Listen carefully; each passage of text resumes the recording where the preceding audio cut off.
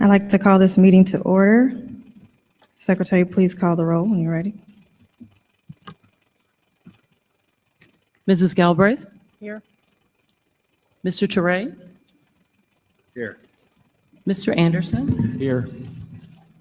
And Mr. Brown? Here. Mrs. Gasparo? Here. Secretary's aye, and Dr. Hall? Here, please stand for the Pledge of Allegiance. Pledge allegiance to the flag of the United States of America and to the republic for which it stands, one nation, under God, indivisible, with liberty and justice for all. I am going to break down this thing. My computer. Okay, at this time, we will entertain our public comments. I'd like to call forth Cindy New. Topic, negotiations.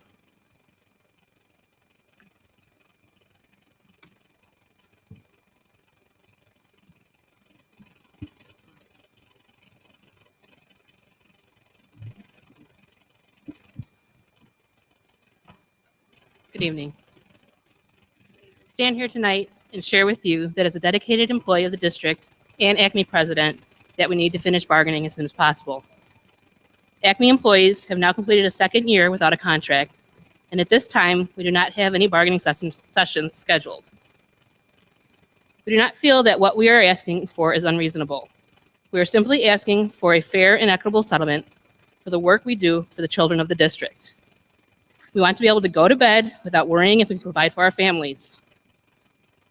We want to be able to put gas in our cars, to pay the mortgage on time, save for our kids' college funds, and in general, provide for our family's necessities. We need to concentrate on completing the bargaining process so we then can focus on providing the best education possible for the children of our district. Thank you. Thank you.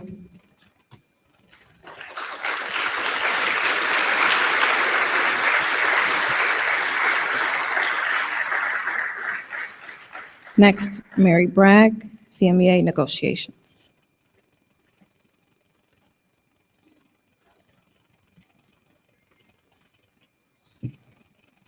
Good evening. Dear ladies and gentlemen of the board, I am speaking before you this evening on behalf of our members and the students and families of our district. One of the most important things you can do to show us how much you value us and to improve morale is to settle a reasonable, respectful contract with us as soon as possible. Besides all of the countless hours that we put in working with our students, researching, planning, and preparing for our instruction, over the years, we have helped continue the educational opportunity for over 60 students by fundraising and sponsoring college scholarships for the students here at our high school.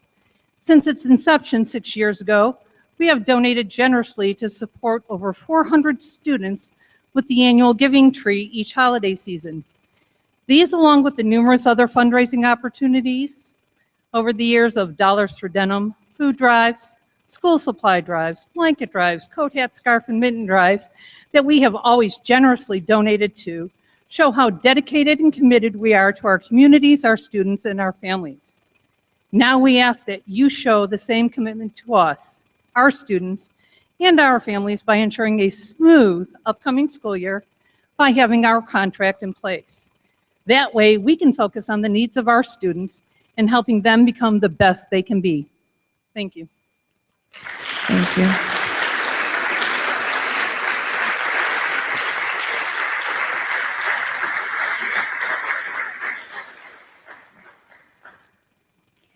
Next, we have Doris Harmon Warren, Illinois Budget Crisis and School Finance Question. Good evening. I was just wondering, I was looking at today's board packet online and I saw a lot of issues in there that are related to finance, the IB program, the continuing renovation at the middle school.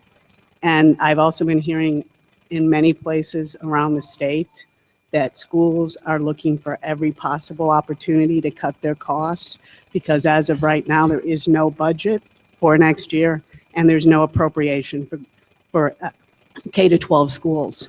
I was expecting to see some kind of discussion of that, but I didn't see anything.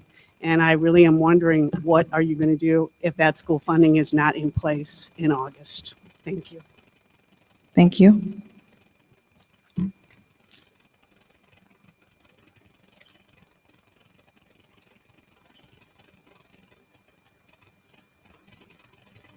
Next, we have Lena Thomas. Predatory acts.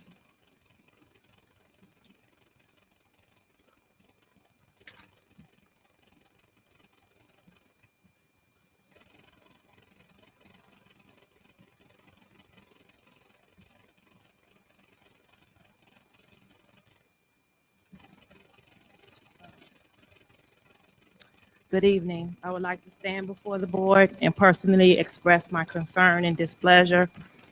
Approximately 10 days ago, I learned that at least 2 members of the Board of Education requested and sanctioned district employees to follow my son around without him knowing, without my permission, and without my son knowing. The board took pictures and asked other students about his whereabouts. As representatives of the school district, you all have access to some very personal information regarding all children. You also know that my son is a minor. It is also important that you also know the law. Following, taking pictures, and asking about a minor without the permission of a parent is considered a predatory act. I also have learned that you all have taken the liberty to discuss my son via email messages, phone calls, and social media. As a parent, the safety of my son is the most important thing in the world to me. As elected officials, you all have taken an oath to serve and protect all students. In regards to my son, not only have you failed to do this, but you have stalked him in a predatory manner and defamed his character. Being a kid today is hard enough, but because of your actions, my son has been embarrassed and has faced unnecessary ridicule. So for this reason, I am requesting immediate information through the Freedom of Information Act, and I'm requesting a copy of all emails sent or received from May 30th, 2016 through present day mentioning my son. As a taxpayer and as a mother, this is a predatory act towards my child, especially my son. My legal representation and I anxiously anticipate your immediate response. Following your response, we will indeed seek action against the individuals for slander, defamation of character, and predatory acts against a minor. Thank you.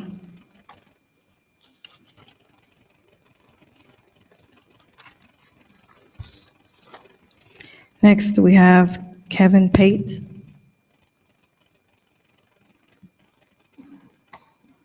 Predatory acts.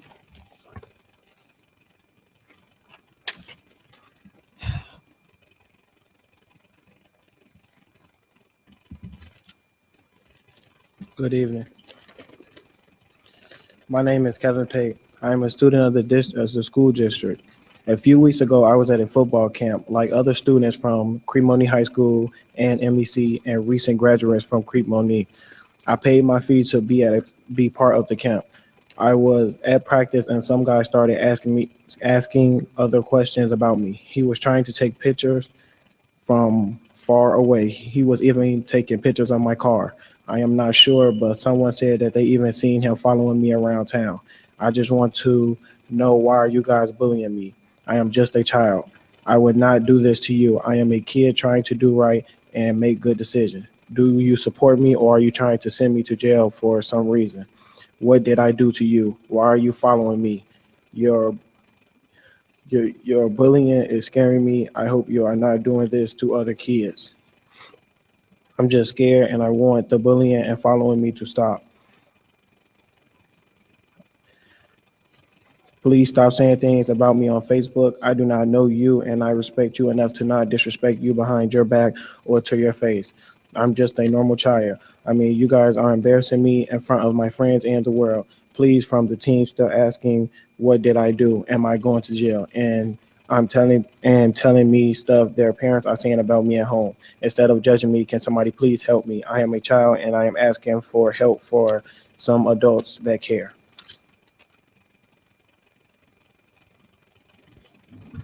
Thank you. Yeah. Well, I know we shouldn't be responding, but I'm hearing some things that's very disturbing, and I'm not sure what's going on. And I do recall the young man in some manner being presented before the board. So has all the information been shared to the superintendent of what's going on? You don't have to answer. It's not a dialogue. So superintendent, I would hope you gather all the information of what's going on, because I heard board members that could include me. I'm shocked. I don't know really what's happening here. So I stood for that young man to have the opportunity to make things right. And I hope he's doing that. And he shouldn't be punished to the point where he does not have an opportunity to fulfill his dreams, being football, being a band player, or mathematician in some manner. We have obligations to train our kids, to teach our kids. That's our number one mission.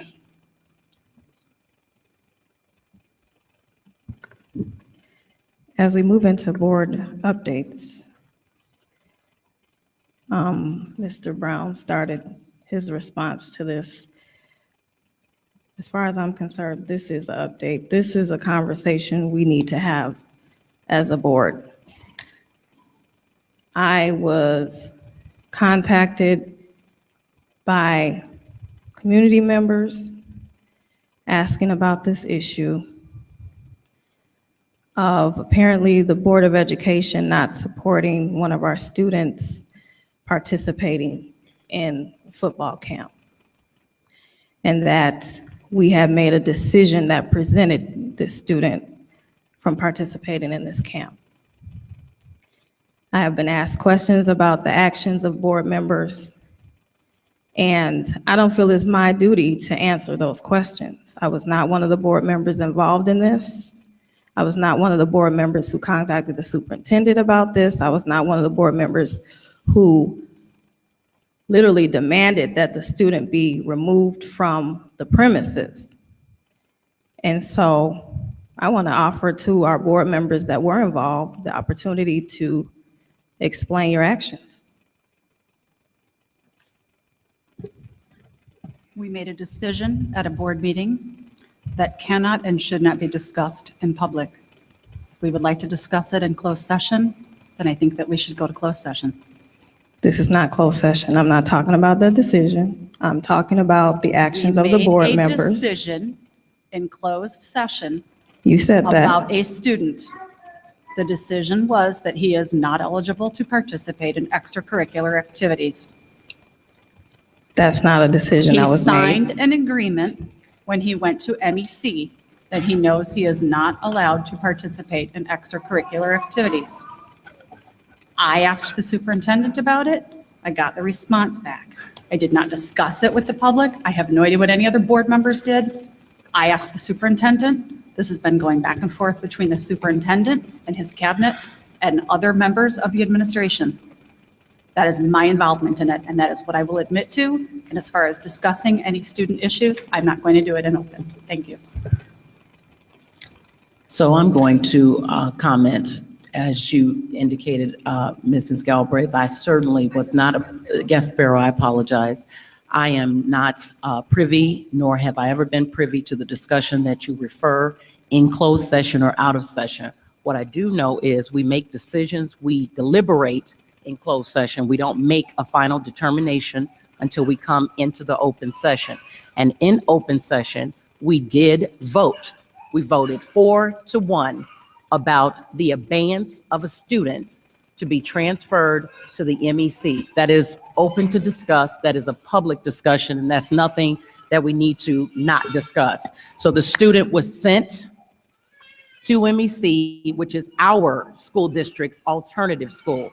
If we do not, and there was, to my knowledge, I would like, Superintendent, if you do have a copy of an alleged form that the individual signed that says that they do not and cannot participate in sports. And if we do have one, I ask again, as I've asked over and over. Dr. Spence, do you have that document? When do we make, I'm still talking, when do we make a consistent effort to make changes for one student? I, for one, am well aware of students who participate and who attend our alternative school, who participate in sports, being students at the MEC. So I want to know what the difference. Speak to any other students. I'm I just speaking know to this one. our practices as a school district and our protocols, and that goes for every student. There was no separation or variation for any specific student, including this one to my recollection. So what I would like, if there's such a document, because I don't recall voting for such a thing, I wouldn't vote for such a thing because we already have in place where students are allowed as part of their restorative practices at MEC to translate or to matriculate back to this high school, which is where their parents also pay tax dollars for them to attend. One mistake does not constitute an individual to be banished to the alternative. If we don't believe that the alternative school is that indeed alternative, then we shouldn't have the school shut it down. If it's alternative and we plan to restore students and bring them back to our high school after they've made mistakes, or perhaps, what should I say, they've made grounds of recovery, then what actually is the purpose of MEC? I need to know that, and I need to know where this piece of paper is, because it was not presented to the Board of Education in closed session or out of closed session. Thank you, Ms. Sanders. Do you all want me to answer in Yes, please. open session? Absolutely. or- You Okay. have something to offer. So the requirement for students who are transferred to the alternative program, it's twofold.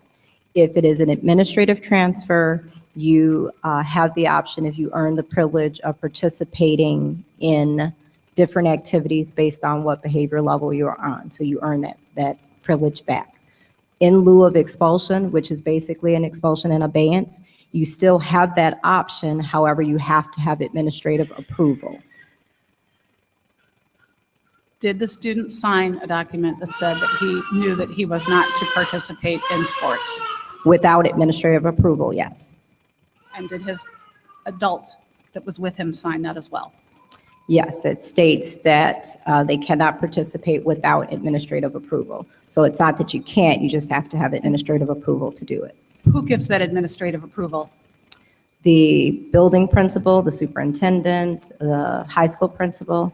So if a student can only be expelled by the Board of Education, then I believe that it should be the Board of Education that allows this. So we need to discuss amongst ourselves who the administrator is that can approve that. And if that is the case, who approved it? Right, that would have to be for the board to Thank you. decide. But, and you bring to a point, Mrs. Gasparo, exactly, we haven't done that. Our current practice is just what she just described and what I know to be a fact. I know at least 7 to 10 students who attend this school, even as we speak, who have matriculated from MEC to the high school, still being students. I know of one student last year who played football all year long while he was a student at MEC. It's been a common practice. It's not to say that we're going to pick on one child or any one children. We should make a decision. We can't make a decision on one student. We need to make a decision as a board, not to change it in the middle of a particular crisis or once we determine that a student is out on the football field. I had no We need idea to that do there were that other students. before we start pointing the finger at one child. We need to know what our policies and procedures are. Our procedures have been set in place. If the student is on level 6 at MEC, what's the level? Level 6. Level 6. If a student is on level 6, I myself, I mentored there. Clearly, if students are on level 6, we clearly can, and they can come to this high school, which is their high school. Just because they got in trouble does not mean that this is still not their high school. Granted, We are trying to send them over for one measure of some punishment, but not exclusion to the point that they're never allowed back here. What is the point of the I'm restoration? not saying they're not allowed Then back we here. shouldn't be doing, whatever has taken place with this young man is inappropriate. It's inappropriate. It's inappropriate, period. Now, if we want to discuss something different at a later date, that's fine. But we shouldn't have done what we've done, allegedly done. And I, for the record, want to make it clear that I do not support any student who we have set aside their expulsion in abeyance with the idea and the caveat that we want to see them improve and to do better, not for their lives to be thrown away, thrown on the streets, as I have heard it said, because we don't care about them.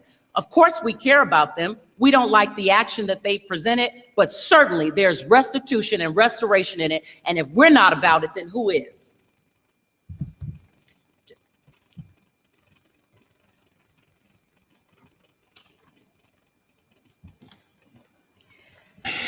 As prior to we officially going into our regular business part of our meeting, I believe Dr. Hall will read our mission statement, and that's what we are all about, plain and simple.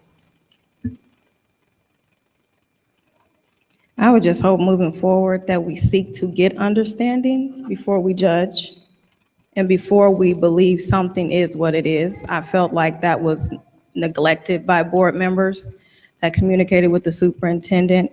There was no attempt to get clarity of exactly what we did. I asked the superintendent a question, and again, he did Mrs. not reply to Gasparo, me. Mrs. Gasparo, Maybe if I would have gotten a response from the superintendent, this could have been solved.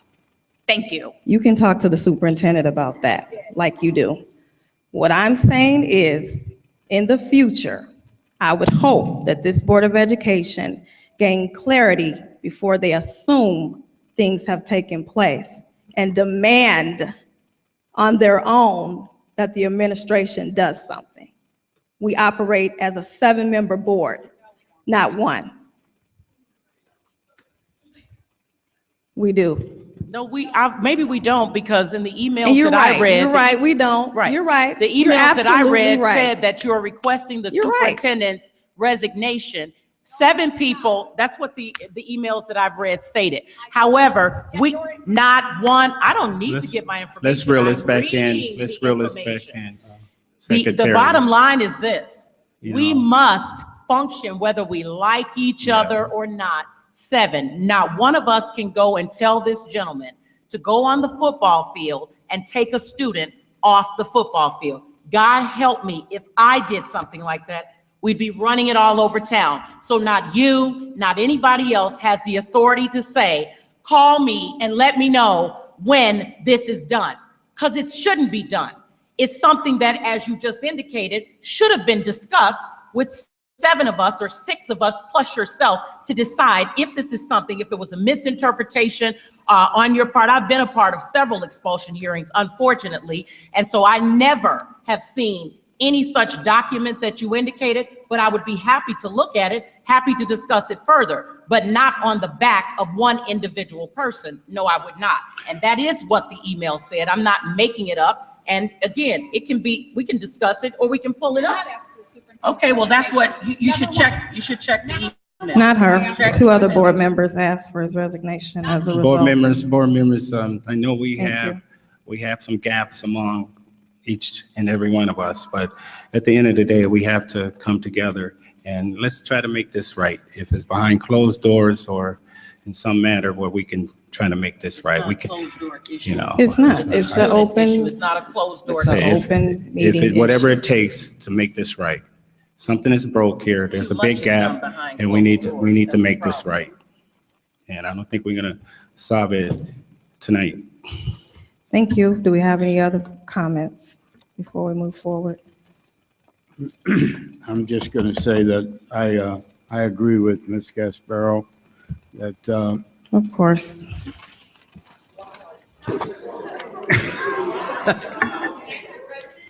I Yes, it didn't even is. finish the sentence. Yes, it okay? is.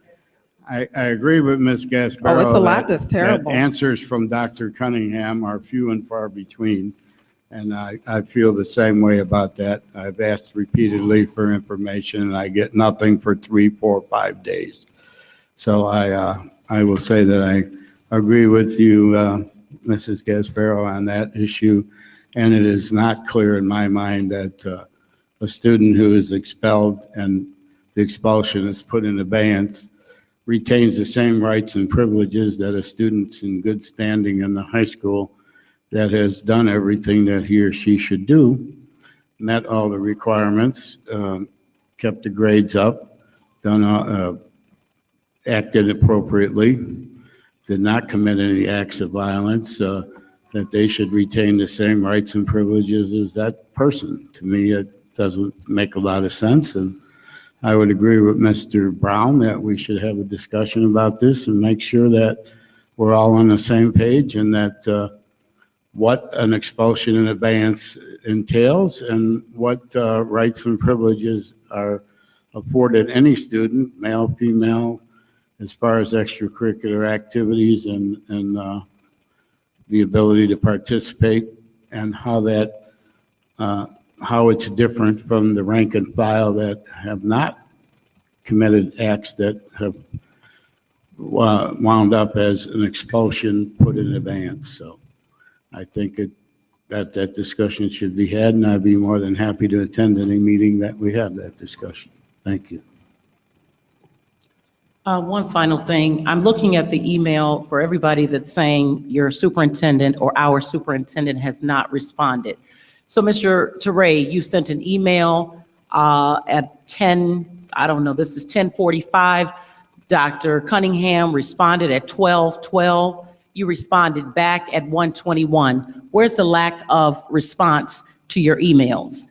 I had a discussion with Dr. Cunningham almost 2 weeks ago about a different matter, about CSK and a parent complaint about when is they're changing the times that the building is going to be open, and what are we going to do with that child? I think it was myself, Dr. Cunningham, and I think Dr.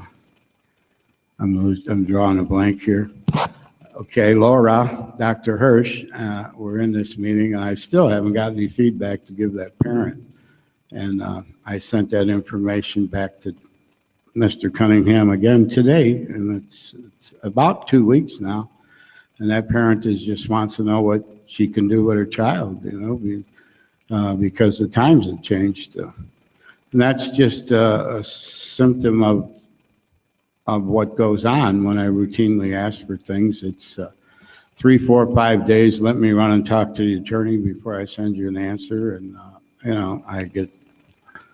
I'm not getting answers in a timely fashion, and I told him that. So today he was responsive on this particular issue, but in general, it's not happening.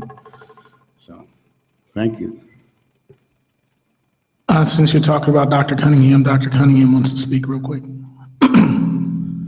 I speak to my board weekly in an FYI. When questions are asked, I get back to them. When the question was asked by Ms. Gasparo, on that email, there were 2 of us, me and Dr. Spence. Dr. Spence got back to Ms. Gasparo. She let me know later that she expects me to get back also, even if there's an answer. I'll handle that moving forward. This is what I understand. Please verify if I'm wrong. Sent it to 2 other people, and it's yet to get a response from you. I sent a response to the entire board of the final section, and you just said that a moment ago that you got an understanding. Second, Mr. Teray asked a lot of questions about CSK. He asked it to me and he asked it to my subordinates. We sent him different sets of information about it every time, trying to find the right answer. I finally asked him to come in and ask to make sure we're all on the same page. When he came in, he got the information from Ms. Hirsch. That information from Ms. Hirsch had been emailed to him prior to that. We work very hard to make sure that we get answers out. And sometimes there's a lot of things that are going on. And every time that I call the lawyer or that I'm checking on our actual regulations to see how we're supposed to act instead of just saying something off the cuff. That is the way that we're supposed to act. If it doesn't get back to you in 10 minutes, 20 minutes, I do apologize, but I do want to make sure whatever we tell you is actual and factual. We communicate. We communicate often. There have been weeks where you not only have gotten one FYI, but two. We make sure we communicate, and we will continue to do that. And I believe there was an issue, Mr. Teray, with you sending emails to a different email address that came up multiple times. Did that get clear? Are you sure exactly which email to send for the superintendent? That's been cleared up, thanks to our IT people, yes. Thank you. Can I just ask one more question? You don't even have to answer, but it is an open-ended question. Well, somewhat of a closed question. Do I have a commitment from this board to make it right, to deal with the issues that young man came to the board with? Do we have a commitment to make it right? I have no problem coming together with this board as I have pushed for, other board members have pushed for. Our community deserves a unified board, so you have my full commitment.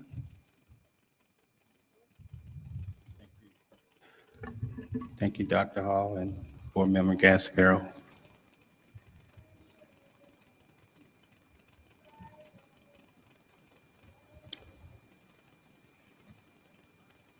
Mr. Cunningham, I want some clarity with regard to communication.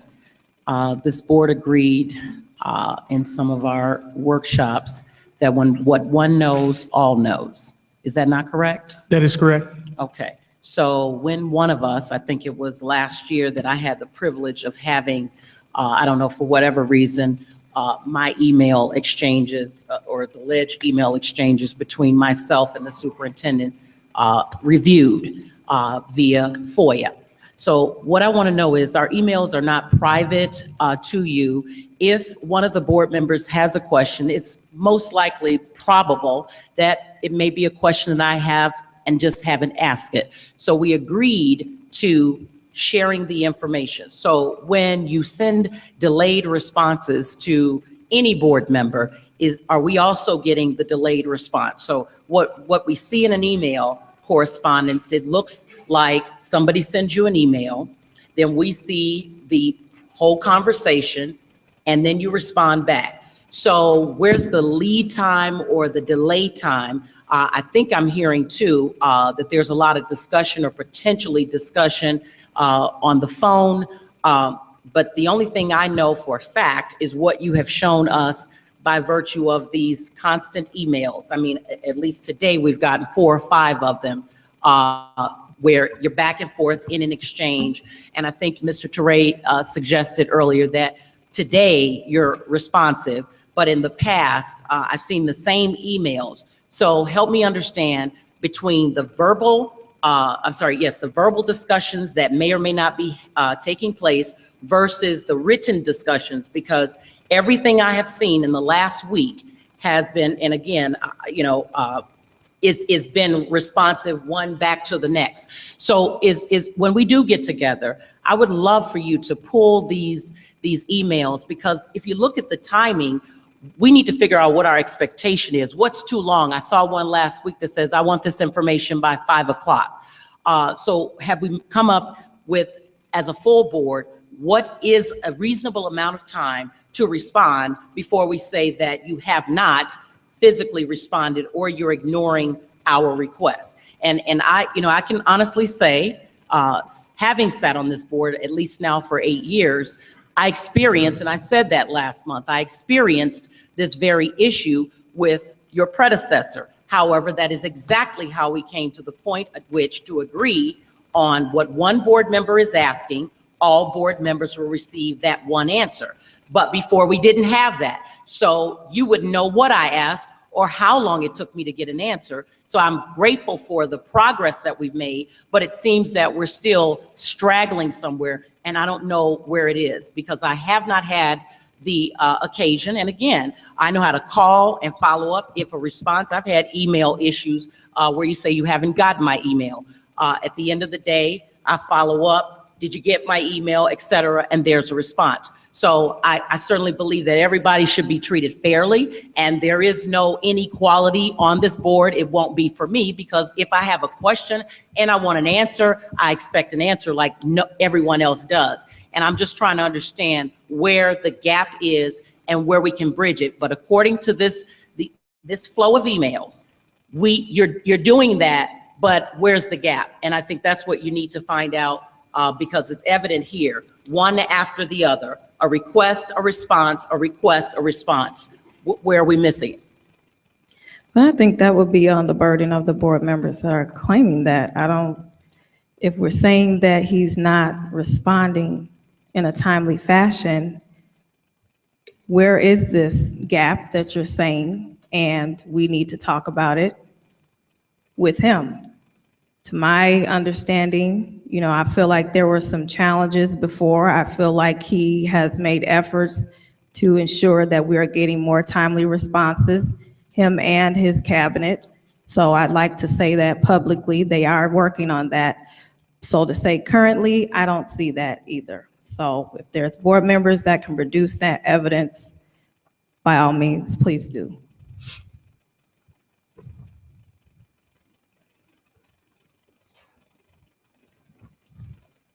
At this time, we'll move forward with administrative updates.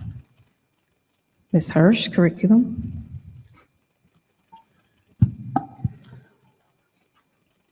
Well, I'd like to consider this a good news report. We did get, after the last board meeting, we did get a letter from the International Baccalaureate Organization that let us know that Crete Monee Middle School is now considered a candidate school for the middle years program, and that we can move forward with training and implementation.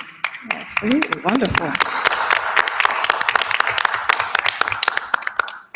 Awesome. Thank you for that update. Update now, business middle school edition update. Good evening. Included in your packet is an update from the district's architect, DLA. Since this update was provided, I'm pleased to report that if you drive by later this week, you will see windows being installed and the roof will be finalized next week. We anticipate full enclosure by July 7th, and things are really moving forward quickly at this point. Additional information will be provided as it has in the past in the weekly FYI. Thank you. You're welcome. Can I ask one question, please? Yes. I'm sorry, I didn't have time to look at a lot of the stuff that was being added at the end. Where are we standing on how much overtime is going on and what actually is taking place? Do you have time to give us a little quick overview? I sure can. Each week, the overtime is presented to me as well as the architect, and we discuss it at the weekly, immediately after the weekly construction meetings, and it is approved.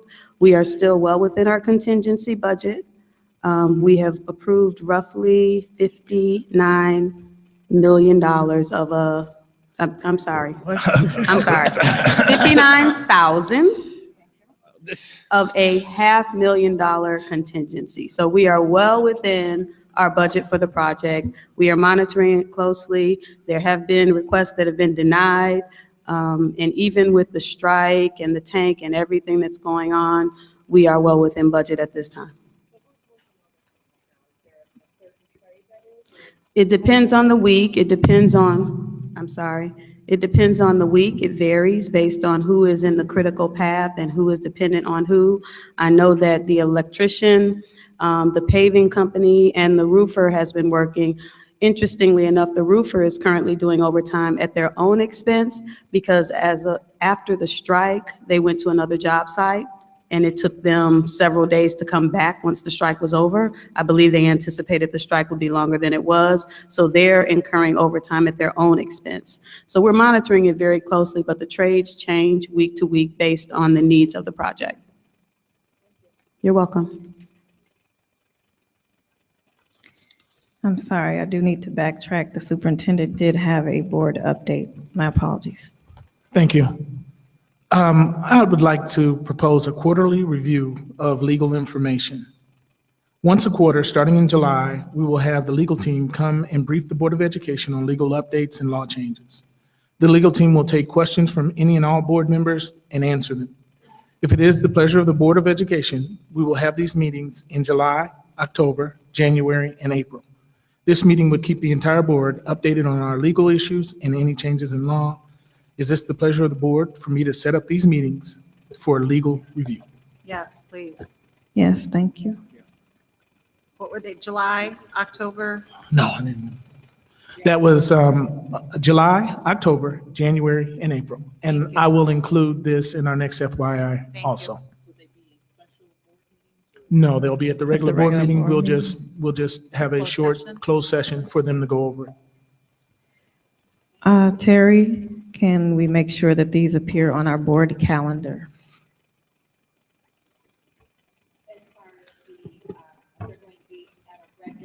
Yes.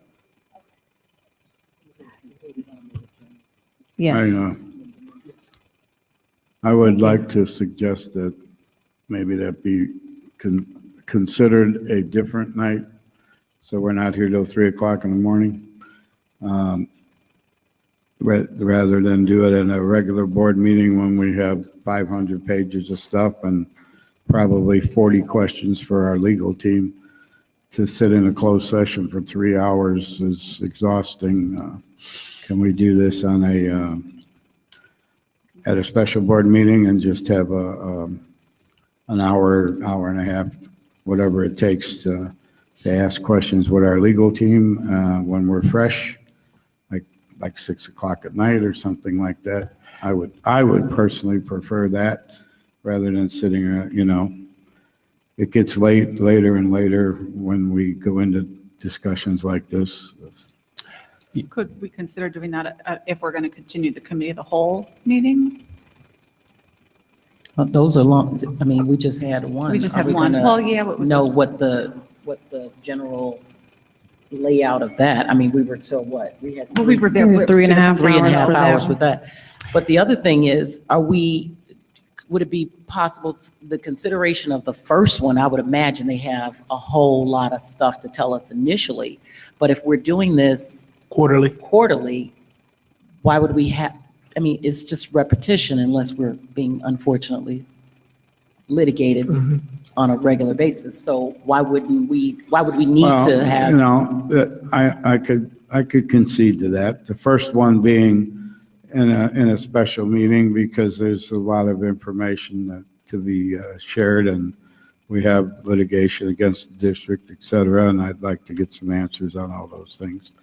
But yeah, you're probably right on that after the first one, it could probably be done in 45 minutes, Yeah, I would agree to that, but the first one, I would request that we do it in a special meeting and get the answers we need, and with enough, I would also request that we get some information on what's pending so that we don't walk in there and not be able to ask the questions because we really don't know what to ask, a small brief on pending litigations, et cetera, and we can go in and we can ask the questions we need to ask rather than read it all right there and there and try to devise questions when we have no time to prepare for it. So, something in advance, a little brief, and then go in and ask the questions, especially, at each of these meetings, but most importantly at the first one. I attended I'm sorry, Mike, are you finished? You finished? Yes, I'm done, sir. Thank you. Okay. I attended a board meeting maybe a week ago at another school district, and it was a closed session meeting. They actually had the closed session meeting before the regular board meeting. So we may want to consider Some that boards because do that. that could drive us to stop at a certain time, a hard stop at a certain time. But this may, when we have, because we obligate. Okay, but we have to try. We have to be innovative. So we may want to consider that, if we can start, post it 48 hours in advance. We have a meeting, we go into executive session, we can do our roll call and all of that. And then our regular board meeting portion, or the regular portion of our meeting start maybe 2 hours later. I could set that up. Yeah, it's a possibility. And send something out if the board would be interested. My previous districts did that, Okay. where all closed sessions were at 5 or 5:30, and then, of course, your regular board meeting started at 7. So See, this way, if we know.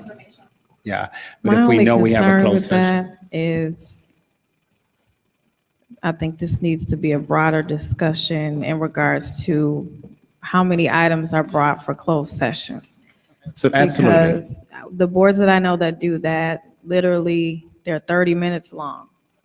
It's 30 minutes before the board meeting, and they're able to do what they need to do, or, they've looked over the information prior to having the meeting, and that tends to work.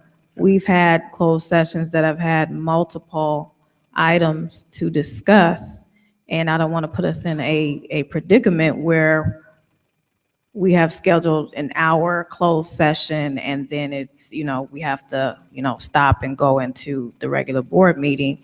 I think it's a bigger discussion, again, of us, finding ways of not loading the agenda like we tend to do sometimes with Mr. Teray. If we need to call a special board meeting, at some time, or if we do continue with the committee of the wholes, having a special board meeting instead so that we can vote during those times.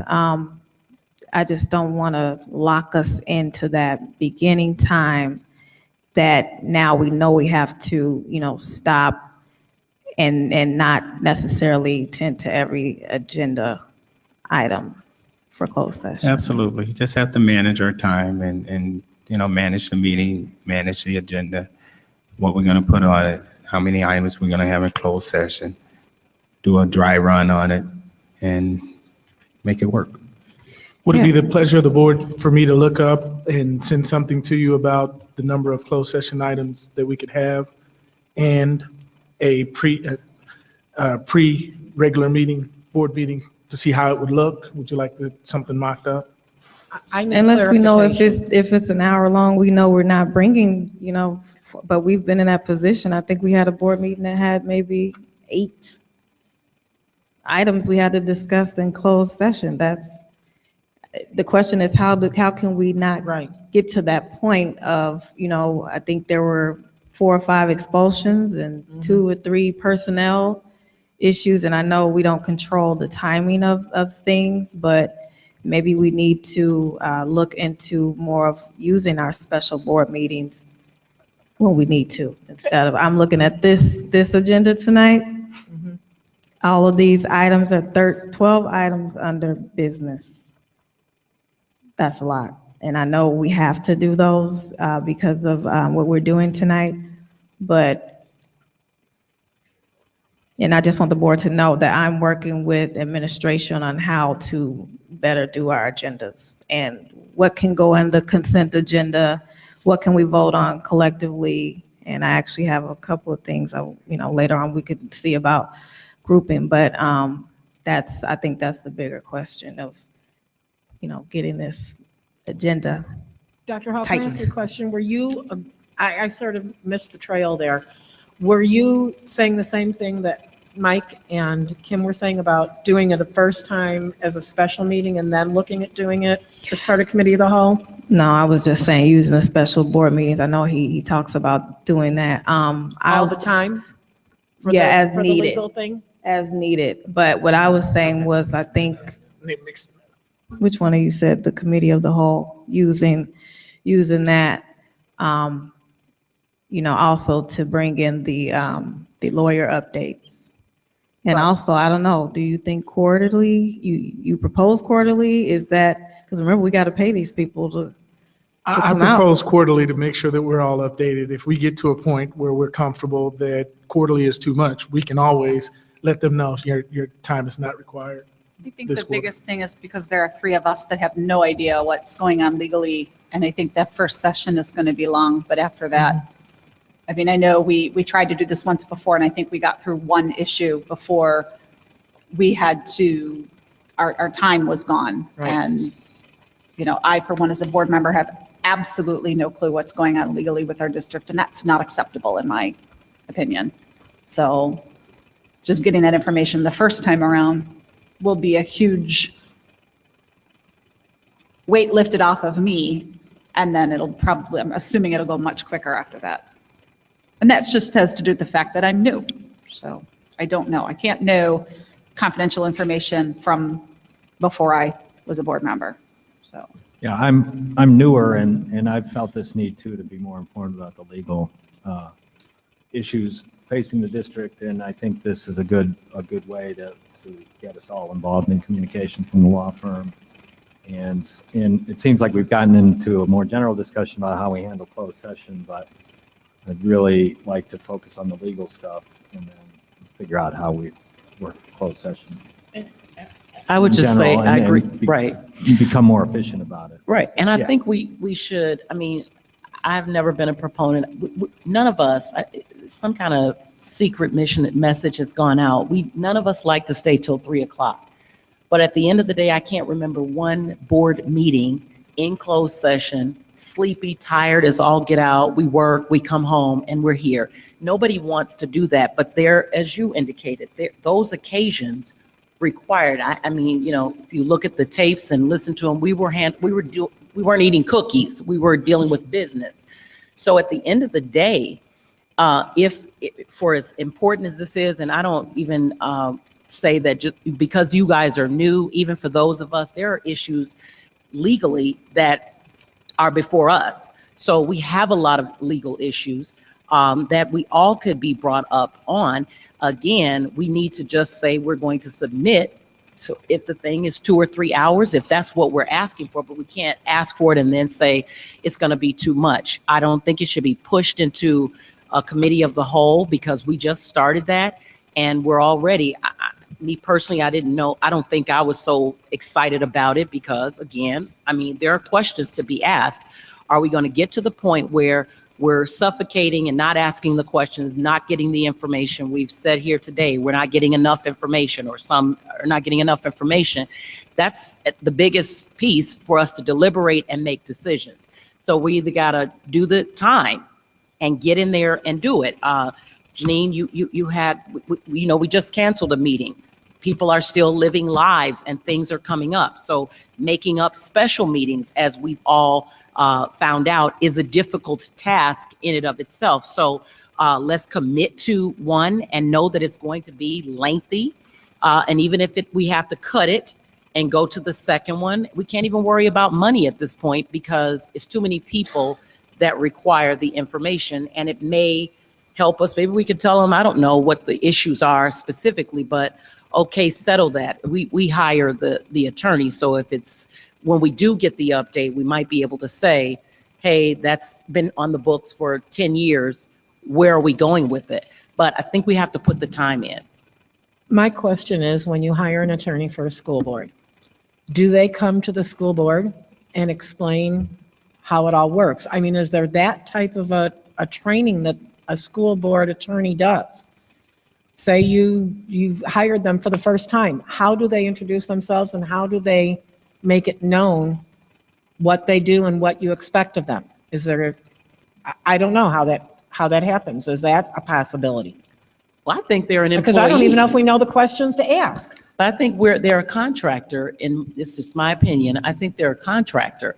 And at the end of the day, we hire them. Our monies pay for them. So they should do based on the characteristic. And of course, the board changes consistently.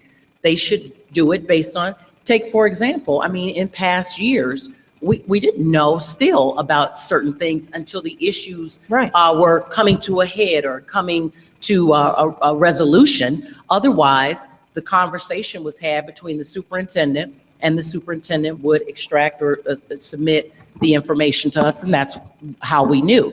Again, these days, we are having some dialogue, or the superintendent is sharing some, but again, it's a lot of information. And I know just from experience that predates us, everyone sitting on this board and then some. So it's not That's what I'm been saying. We resolved. don't even know where to start in a question when we'd say, we want them to sit down and explain. We don't even know the original question to ask to get the ball rolling.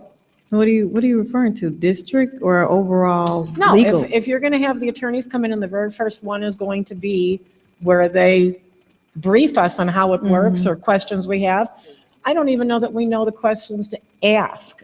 We're saying we could ask any questions. We wouldn't even know at that point without them telling us how the law works for the school board and what they actually do for the school board. But we've all taken the school law training that In explained that. generalization, but you're talking about your own law firm and what you expect of them and how they do it.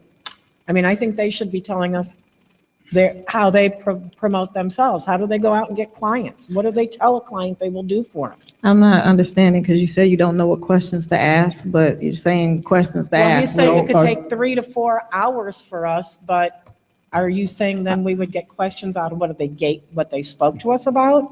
Why would we say we're thinking it's taking 3 to 4 hours on the first meeting? I don't know. Can I I ask guess that's where I'm getting Well, I that think from. that, Can I ask a question? Are we following our agenda? Yeah. Where? Where?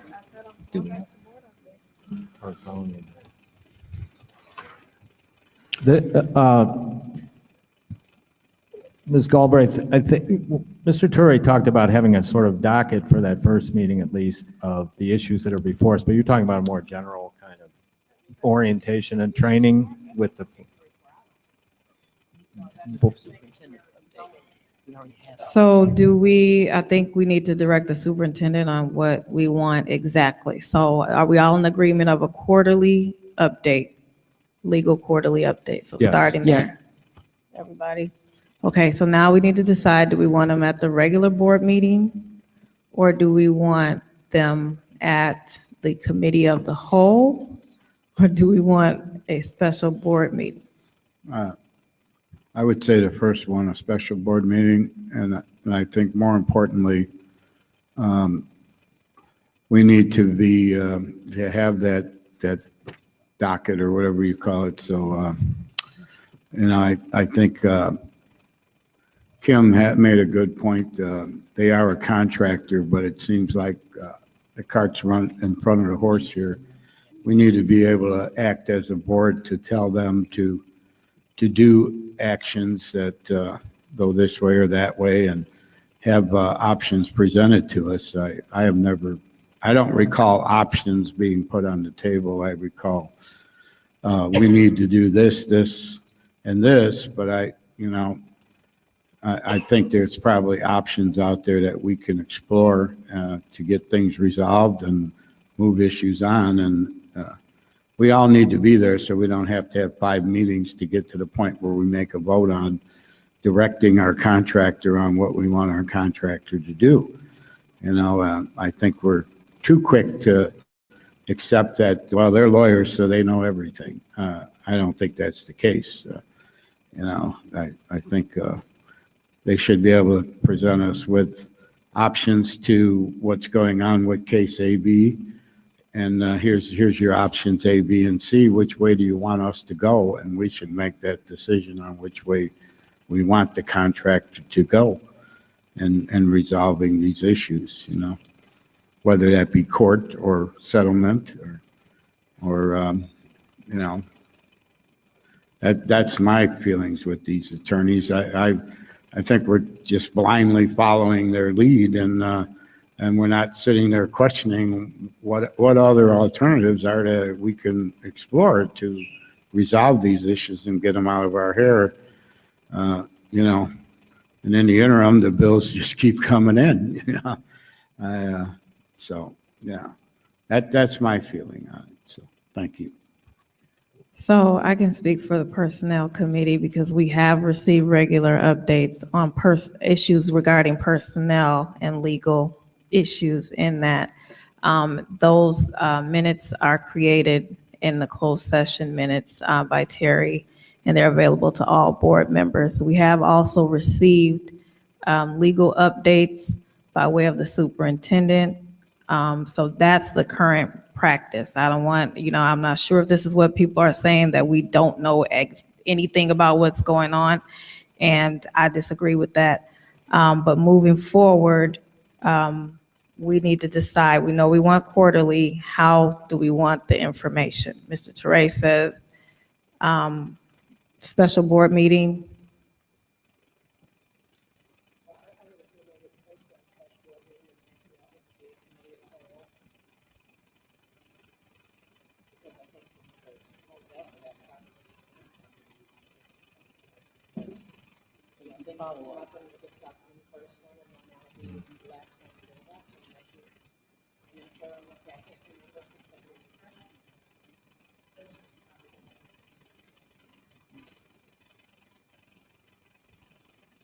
I agree with that too.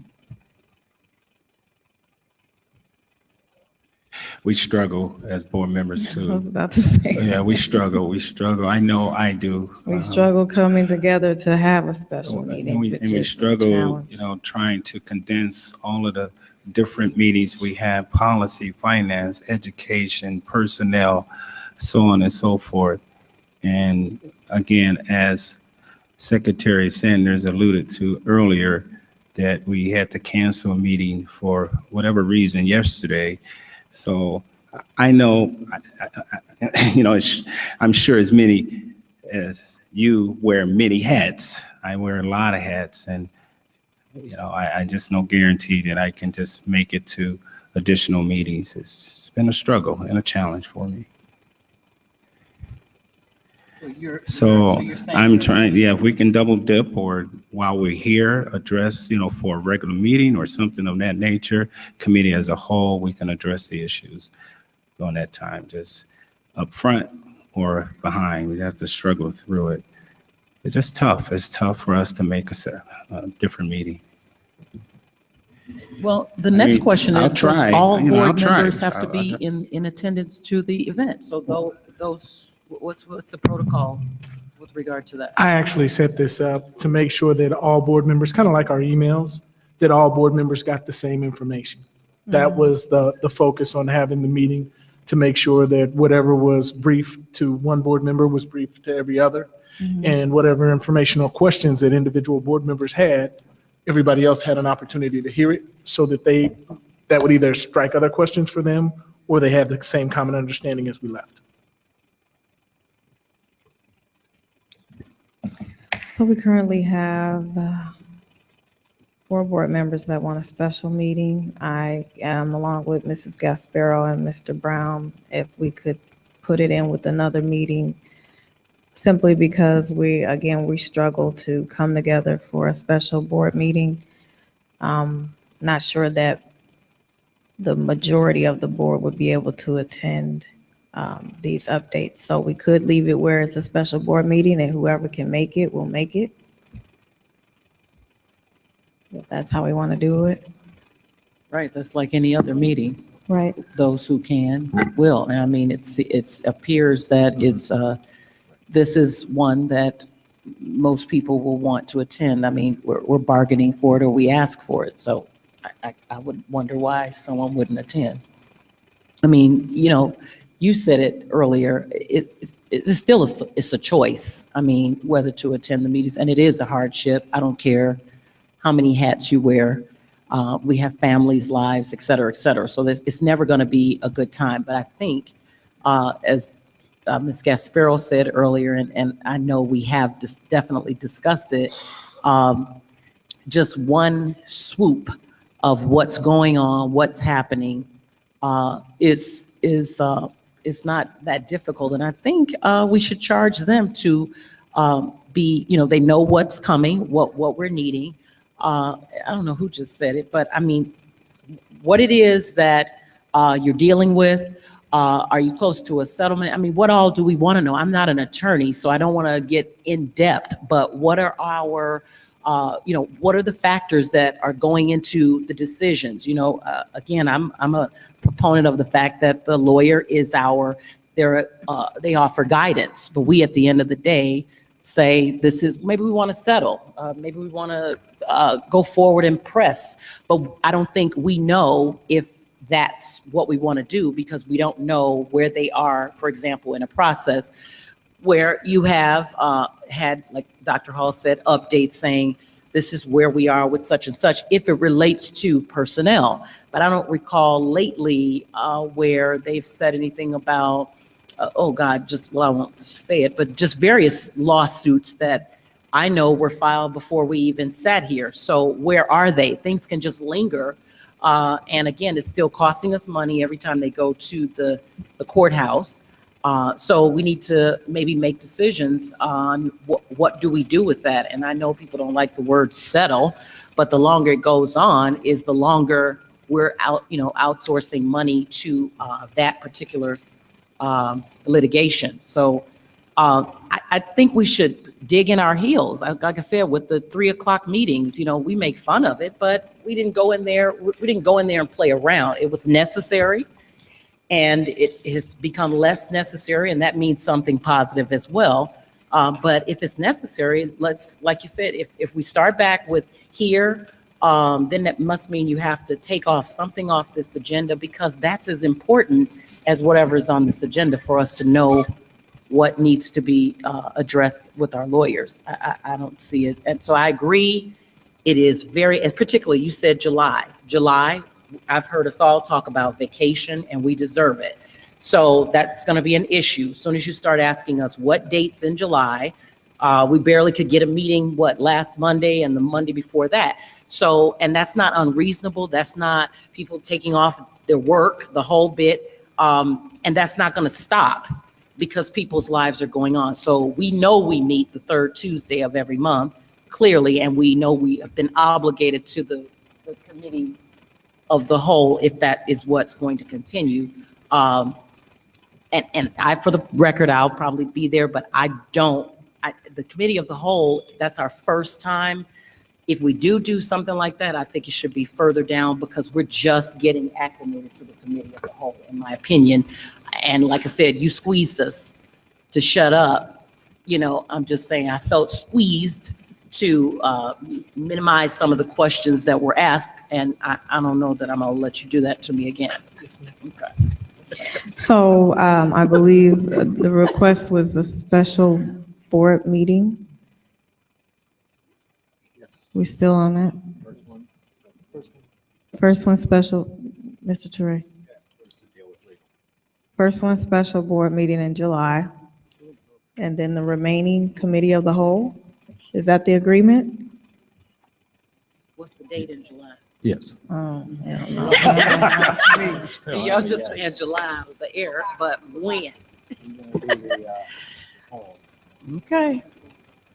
So Yes. So Terry, please send the Google poll out for us. For a special meeting for legal for July.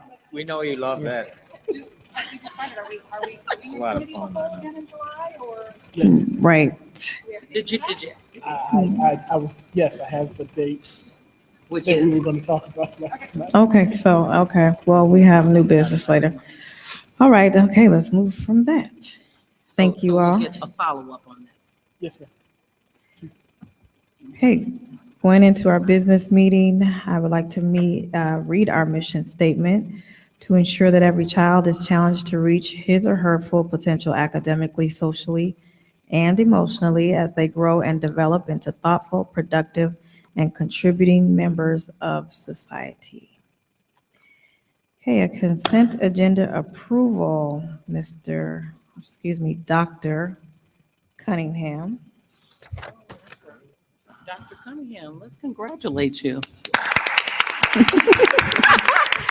You made the hump, huh?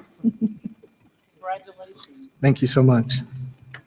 Consent agenda approval. I'm going to read out the things, and then, of course, you go from there, right? You want me to read first? Nope, I'll wait. Okay, yes, I'm sorry, go ahead. Consent agenda approval. A, Superintendent. Regular meeting minutes of May 17th, 2016. 2, Committee of the Whole meeting minutes June 7th, 2016.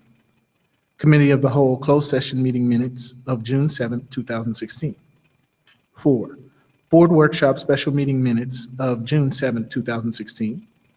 5, Board Workshop special meeting closed session minutes of June 7th, 2016.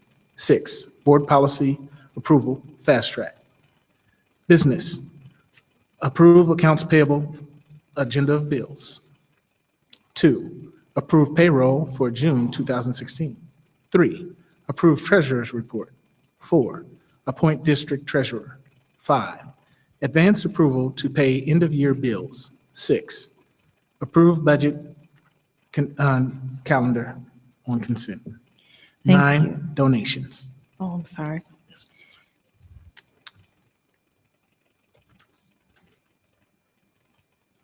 Nine is not a part of. I'm sorry. Okay. May I have a motion to approve the consent agenda? Moved by Mrs. Gasparo, Second. second by Mr. Anderson. Any questions? Secretary, please call the roll. Mr. Teray? Aye. Mr. Anderson? Aye. Mr. Brown? Aye. Mrs. Galbraith? Aye. Mrs. Gasparo? Aye. And Secretary's aye, Dr. Hall. Aye, thank you. Motion carries. At this time, I'd like to read acknowledgements of donations. Mrs. Lane, Crete Elementary, would like to thank Ms. Danula Kuiken for all that Holland Company has done for the school with volunteering and generous gift of ice cream trucks. Nice. She'd also like to thank Rebecca Neagle for snow cone treats for field day. Mrs. Kelly Chesta would like to thank Nick Martino and Holland Company for their generosity towards their program and students and donating a mahogany table to go in the conference room at Crete Monee Early Learning Center. Mrs. Joanne Jones would like to thank Joe Besson, Scott and Helen Barbold, Neil and Barb Siegel, or Seigel, for their donation to their Girls on the Run Buddy Bench for their playground. Mrs. Caroline Daly would like to thank Ms. Julie Boyle for helping with the 6th grade center Panther Den, her volunteering at the school. A lot of donations to acknowledge. Ms. Caroline Daly would also like to thank Ms. Barbara Hatchett for helping with the 6th grade center Panther Den and volunteering.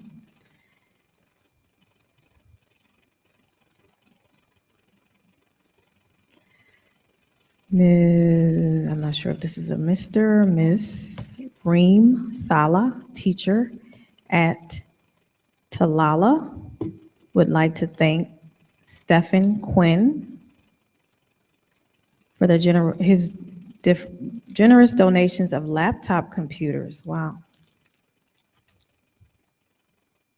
Okay, and that concludes our donations. And on behalf of the Board of Education, we would like to thank everyone that volunteers and donates to our wonderful schools.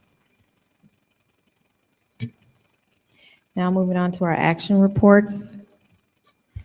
Dr. Cunningham.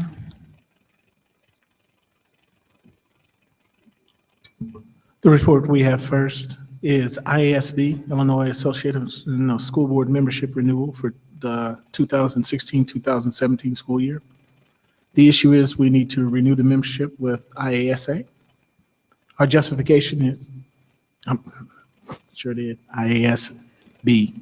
IASA is a different organization.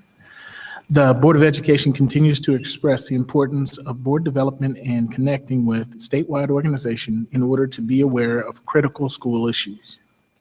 As a school board in an ISA membership district, you are entitled to receive regular association periodicals, call on IASB leaders or staff members, participate in IASB leadership workshops and conferences on school board leadership and a wide variety of other current problems and topics, and purchase books and reports from IASB at reduced prices.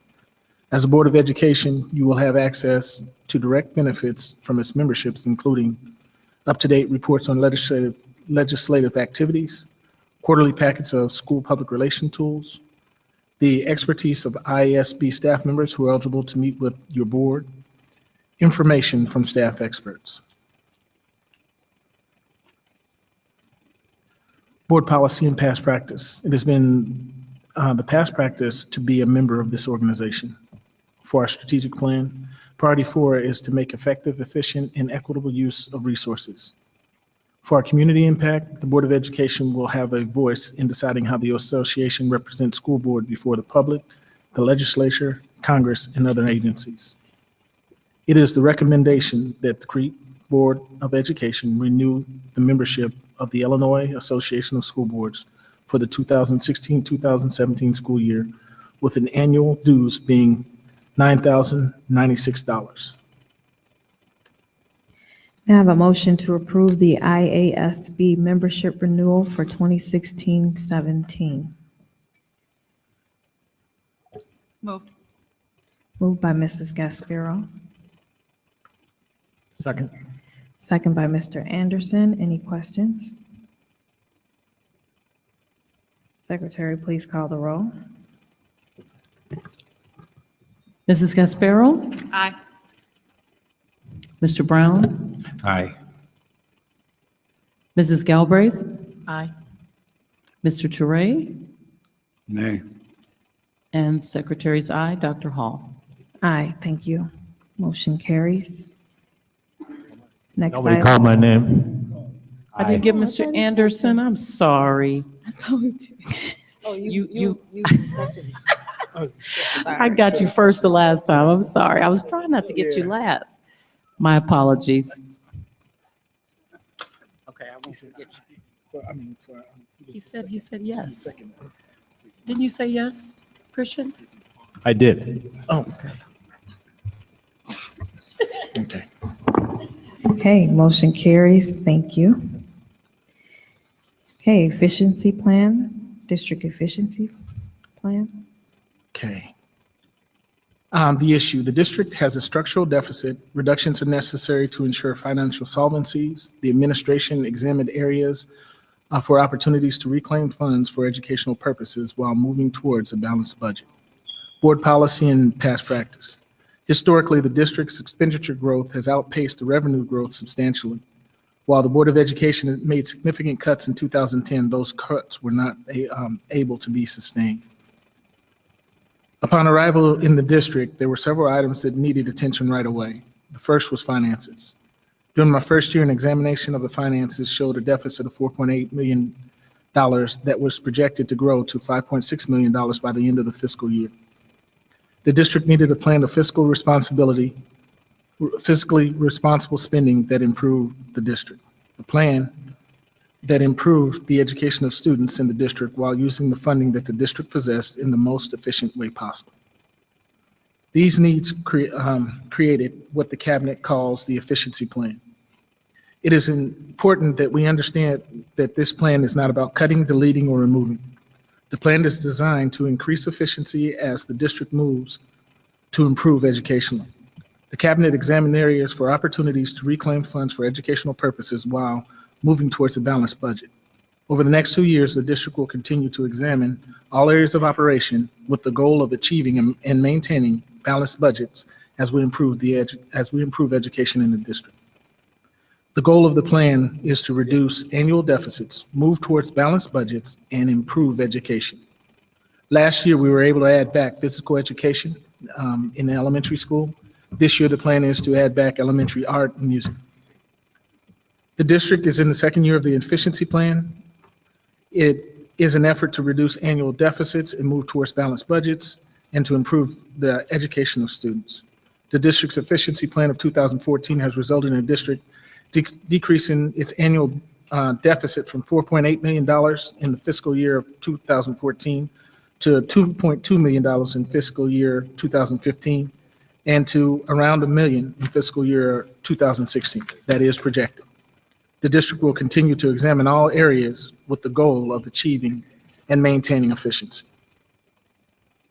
The strategic plan. The recommendation supports priority 4 of the strategic plan to ensure effective, efficient, and equitable use of capital and instructional resources. Community impact. The community will benefit from enhanced instructional programs. Financial impact. The plan is intended to provide $2 million in reduction each year for the 3 years. A summary of the reduction plan for 2015-2016 was shown in the packet. For 2015-2016, we had an estimated savings of about $2.9 million. That was estimated. There were some changes made, and it's important as we continue to move forward in this process that every time a change is made, that we make sure we update the board. 2016-2017 plan reduction estimated savings are $1.338, $1.3 million. The recommendation, administration recommends that the Board of Education approve year 2 of the 2016-2018 efficiency plan as presented. Thank you. May I have a motion to approve the district efficiency plan? Moved by Mrs. Gasparo, I'll second it. second by Mr. Teray, I believe. Yes. Any questions? My same question. With efficiency, these are projected savings. Yes, ma'am. I asked the last time, and I'm going to say it again. If we see in a timely manner that, I just want to say everything is not always, unfortunately, about money since we're in the business of education. So if we can determine that there's a hurt somehow to students, that we would, it's not we're backed into a closet because we're trying to be efficient, but we still need to, as you guys say, manage the mission statement or follow the mission statement. And it could very well mean that you would have to replace something, and we're capable of doing that. This is not a one-shot, shut it down scenario. That is correct, ma'am. When we talk about an estimated savings of $2.9 million, that was our estimate originally. And we had some items hit us, like some class sizes, they got entirely too large for us to handle. So we had to hire additional teachers in some of the schools to ensure we did not have classes over 30. And when we have issues that come up like that, we will bring them, traditionally we had brought them to the personnel committee. Now, if everything continues to move in the right direction, they will come to the committee as a whole, and we will discuss the impact on the efficiency plan. But the focus of the efficiency plan is to improve education and become more efficient. We're not going to press the loss of education for our students or lowering the quality of the education of our students in order to save money. Okay, and then I just want to make a comment then, because I don't, there is, an area that I totally believe that you said we had to increase classroom sizes, or did you say classroom sizes? I said when increase, add more classrooms? Add more teachers, because class size, we had more students come in than we had originally planned in certain schools. Okay, and so I had asked, and I would ask that you guys provide us with the data that would show what as a result of the reductions, because the question was, we took classrooms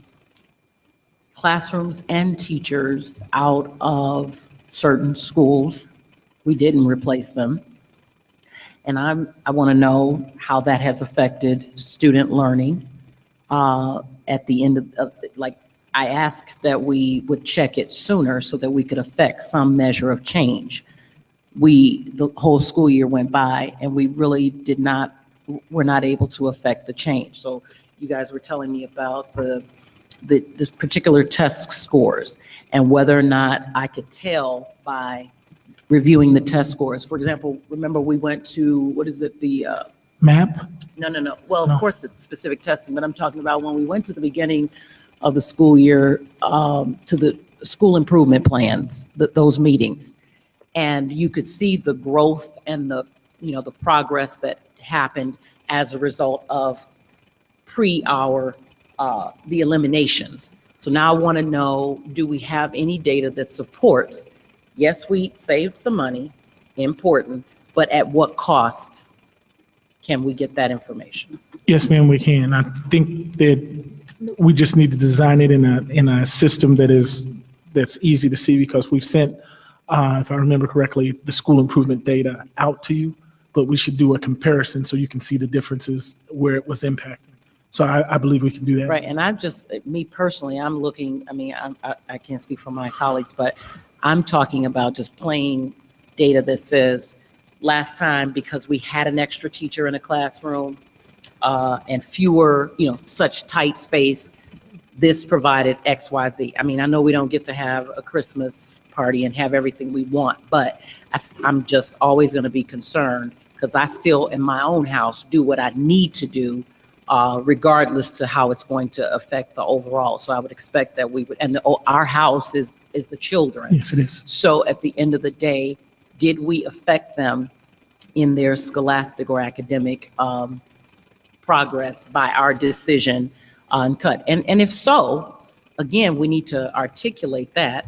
And I don't know, I know in constant finance meetings, you guys are updating but I want to know data-wise concerning test scores, how that affects, because I think that's the meat and the potatoes for the average person, namely myself. Yes, ma'am, we can do that. Thank you. I have a question. So 2015-16, we reduced our efficiencies of $2.9 million. Planned deficiencies of $2.9 million. Okay. We haven't And finished we're the end of the year, planning- and we yes, had we're some planning movement. another 1.3, so 4.2. We're confident that these efficiencies can be met? Ye- Projected efficiencies? Projected efficiencies. The challenge is kind of what Mrs. Sanders is saying, as we go into these efficiencies and as we work on them, it's about becoming more efficient, but it is not about Right, I understand that. I just wanted- making sure that we These lower aren't this. just numbers that are thrown No, out there no, to ma'am. try to make a No, certain ma'am. dollar amount. No, ma'am. If we, I see what they are. I just want to make sure that we are confident that these cuts are doable, the cuts are doable pending any without, unforeseen circumstances. agreed.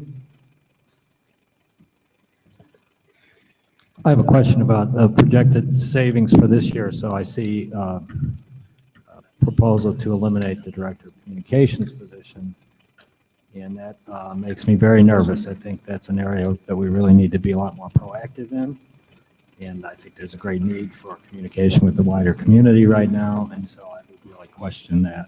I'm sorry, Mr. Anderson, can you speak up? Well, I can't hear you. Went out. Oh, hello, can you There hear you me? go, yes. Yeah, I see in the projected efficiencies for 2016, 2017, overall, it's impressive, the savings we've been able to find, but I'm really concerned about the proposal to eliminate the Director of Communications position.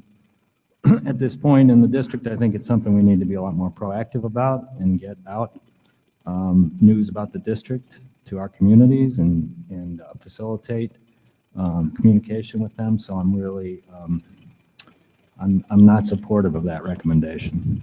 I don't know if we can pull it out of this or if I have to vote down the whole efficiency plan. That's how strongly I feel about it. I couldn't hear the last part of your comment. I said, I don't know if we can pull that out of the plan. I don't know exactly, or if I have to vote against the whole plan, but I think it's that important that we should maybe take a look at that specific recommendation again and really think about that. I think it'd be a big mistake. Reduction of the Director of Communication. The challenge that we had, and one that we continue to have, is that as we make these cuts, as we, and we're not excited about those cuts either, but the challenge that we had was that everybody kind of felt the effects. This will affect me definitely, because that means that I will be involved more in the communication than I have been. I have a person that does the work and does a very nice job, and we've been appreciative of.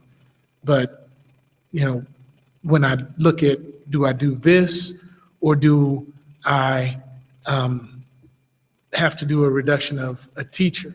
When it starts to be classroom versus us outside, the choice in the end became clear for us, and that is the only reason that we make those recommendations, because we would prefer to have the person. That is the preference. Dr. Cunningham, can you tell me who will be doing the work of those two people? That the work of those two people will be split between the entire cabinet, including myself. We're going to all have to take. I'm sorry, the entire cabinet. Oh, I'm sorry. I'm sorry, that's me. I moved away from the microphone as I said it because I'm looking at you. So those two positions, the duties will be distributed to the cabinet members? It would have to be for the cabinet members, yes, ma'am.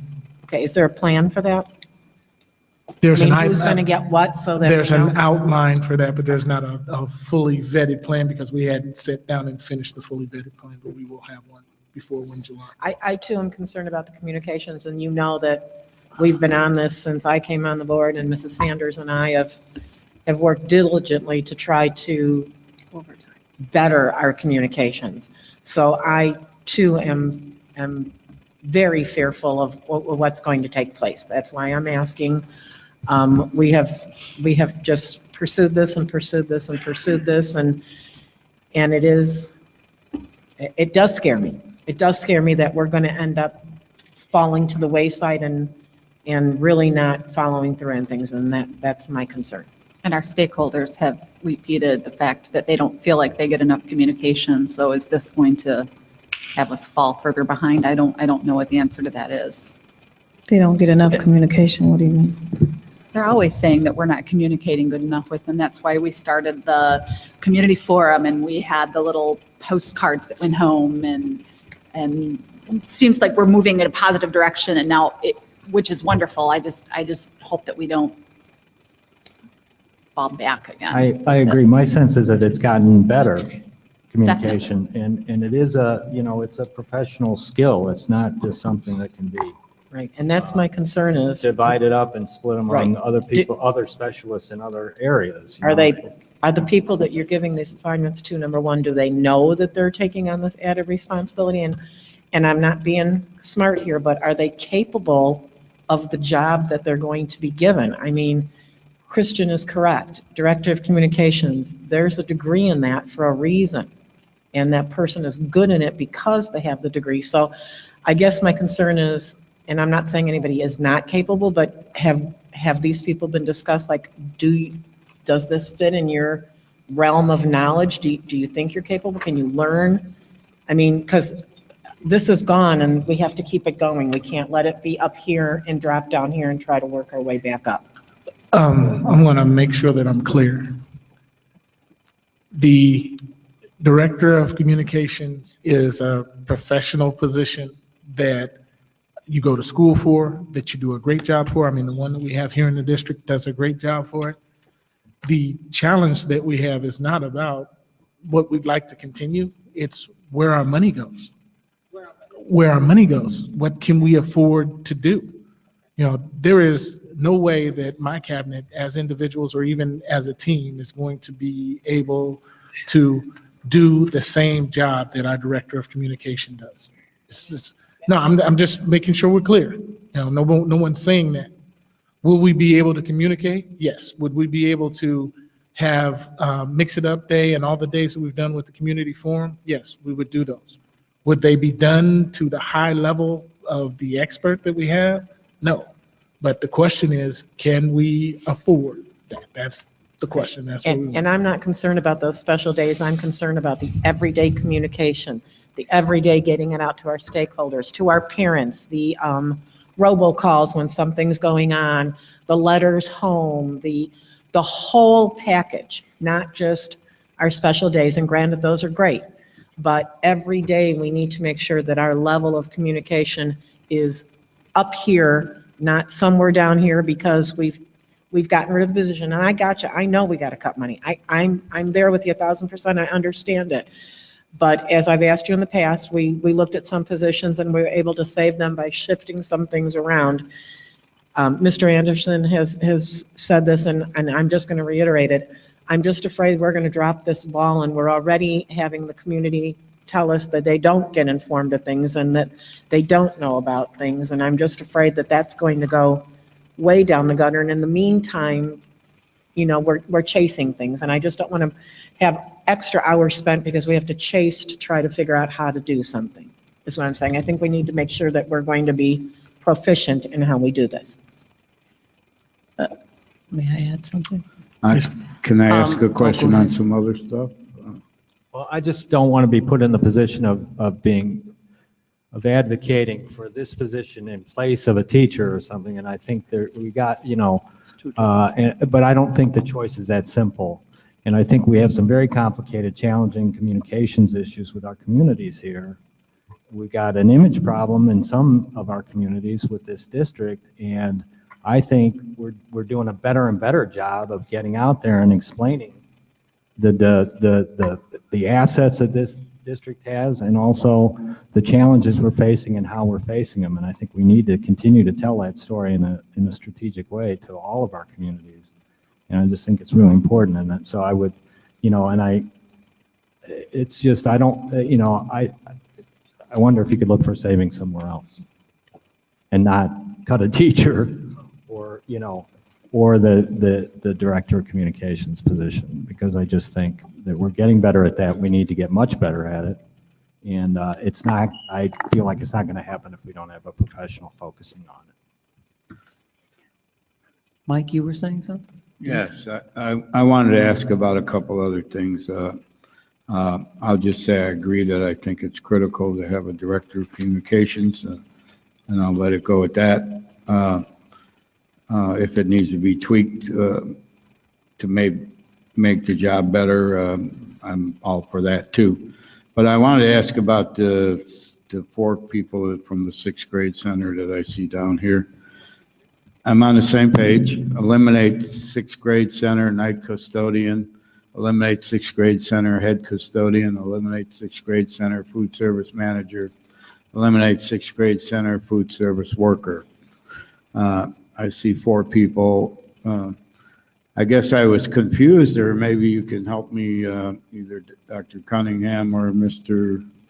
Neal. I thought we had everybody placed from the 6th grade center that wanted to be placed, and we weren't going to be, you know, showing the exit to people because we put on the extension in the new building. Can you explain why these 4 positions are being eliminated? And the second half of that is this a taller tap, as we used to call it in the military? I see a head custodian here. Do they have bumping rights to keep their job and not, you know, a lesser tenured person, or not tenured, but whatever term you want to use, with less time? Can they bump somebody and say, I want to stay here? And someone with 2 years versus a head custodian that I assume has more time. I don't know. I'm guessing in this case, but how does that work? Can you explain to me how we got to this?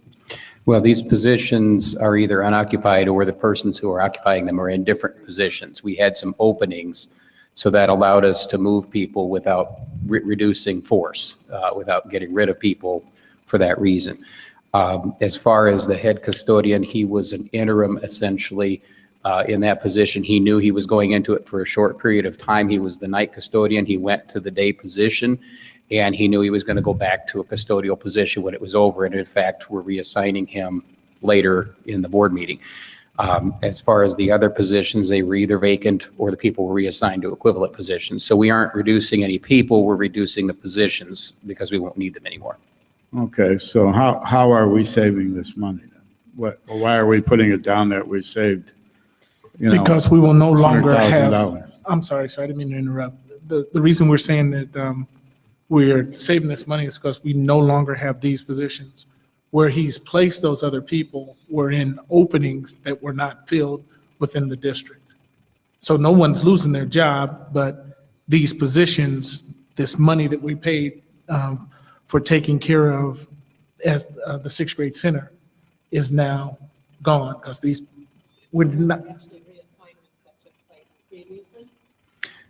Some of them, there are a couple that are being done this evening because they are in fact people who are being reassigned to lower paying positions. But everybody either has been or will be tonight reassigned, and then the entire staff there should have been accounted for by this point. Has this all been negotiated with our union? Or is there a need to, how did this come about? We're continuing the conversations with our associations as we've gone through this whole process, and so we're continuing that process with them, particularly with Acme, has requested an opportunity to discuss some things, you know, and get clarification on things.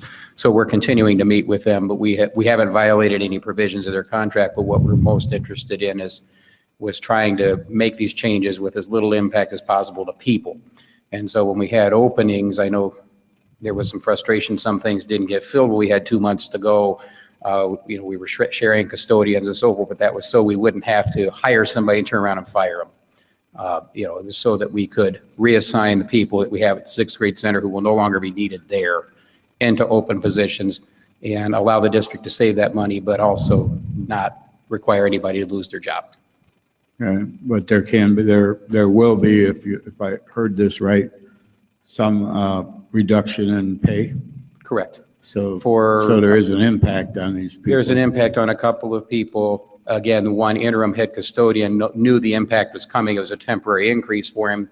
So it's going back to the same pay he had before that increase.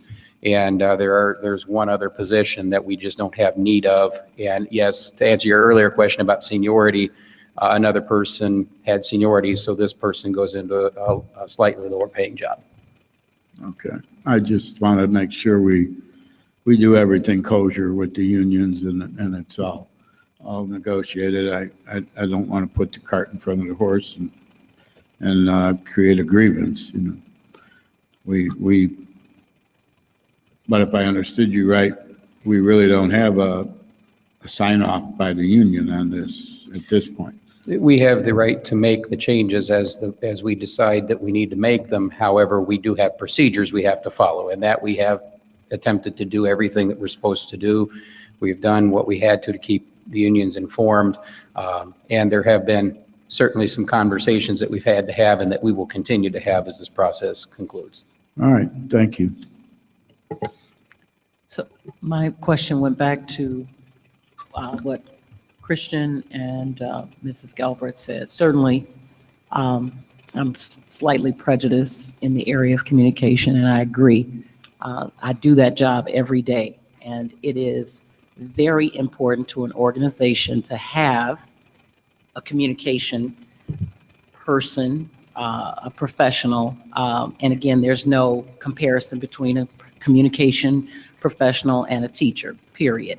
But it goes back to what I was just saying about the test scores. At the end of the day, there are certain things you shouldn't do without in an organization.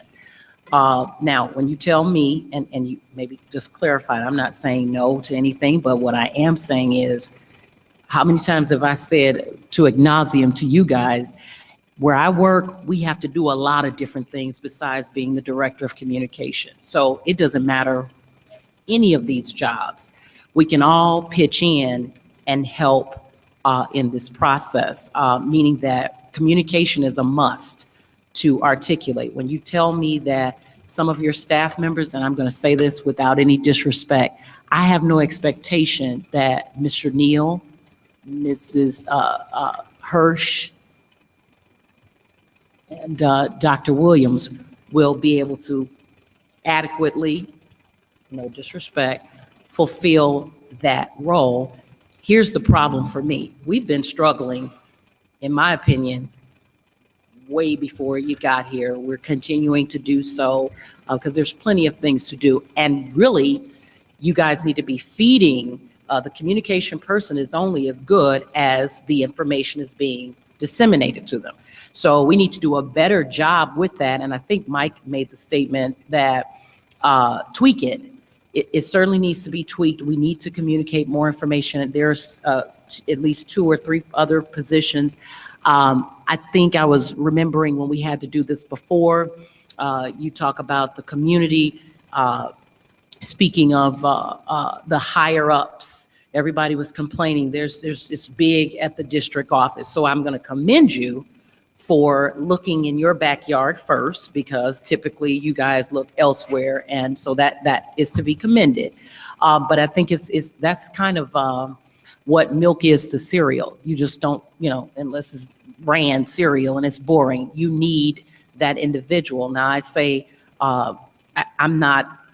I can say it to Natalie, I can say it to anybody. I'm not satisfied with the level of our communication, period. I mean, and people have to be mindful of that these kinds of eliminations, or even when you say efficiency, is some reason that we're believing that we could do without it because we're focused on making a savings. I get it. But that's why any office or any person should make sure or ensure that we see a reasonable equity for a good bang for our buck. And we need to see that. Otherwise, these things can, as somebody said back there, they can be minimalized, they can be shared off, but you guys have to do a better job of convincing us. You're the superintendent of an entire district. Lyle, all of you guys, these big, thick packets, if you're doing just good to get those to us today for a review or the day before, that's a lot of work. So when they don't do it, we're going to be mad. I'm just telling you. I, for one, am going to continue to be upset about it because it's the information. I think it was Christian, you said we have an image problem. Half of it is because other people have told the story for us. There's a story and there's 2 sides to it, and people are only getting one because people have decided to state their case and not the case of the board. So I'm going to say that you guys need to keep your ace in the hole, if that's what it is, if it needs to be tweaked, if it's not if it's not, but since it's not meeting every measure of expectation, then we need to do something about that. The elimination piece may not necessarily be where it is. And you probably, at the end of the day, will suffer most, because if Lyle doesn't get the communication in, Laura doesn't get the communication in, they're probably not going to be, right. So we're going to call and look for you and your head and agree. That's it. But I just wanted to ask, so all of these, I think it's 2 in that area. Is that something that can be, you have 2 in that area from your administrative office? Is that the way I'm reading it? That is correct. Okay. And the other ones that make up that sum, the savings, are bodies? Are the other savings, are they bodies too, right? Are you talking about are we on the same page on administration? Is that what we're talking about? Yeah. Yes. If you look at the top, that's a position there, or body, one after it. Then it says eliminate 6th grade center principal.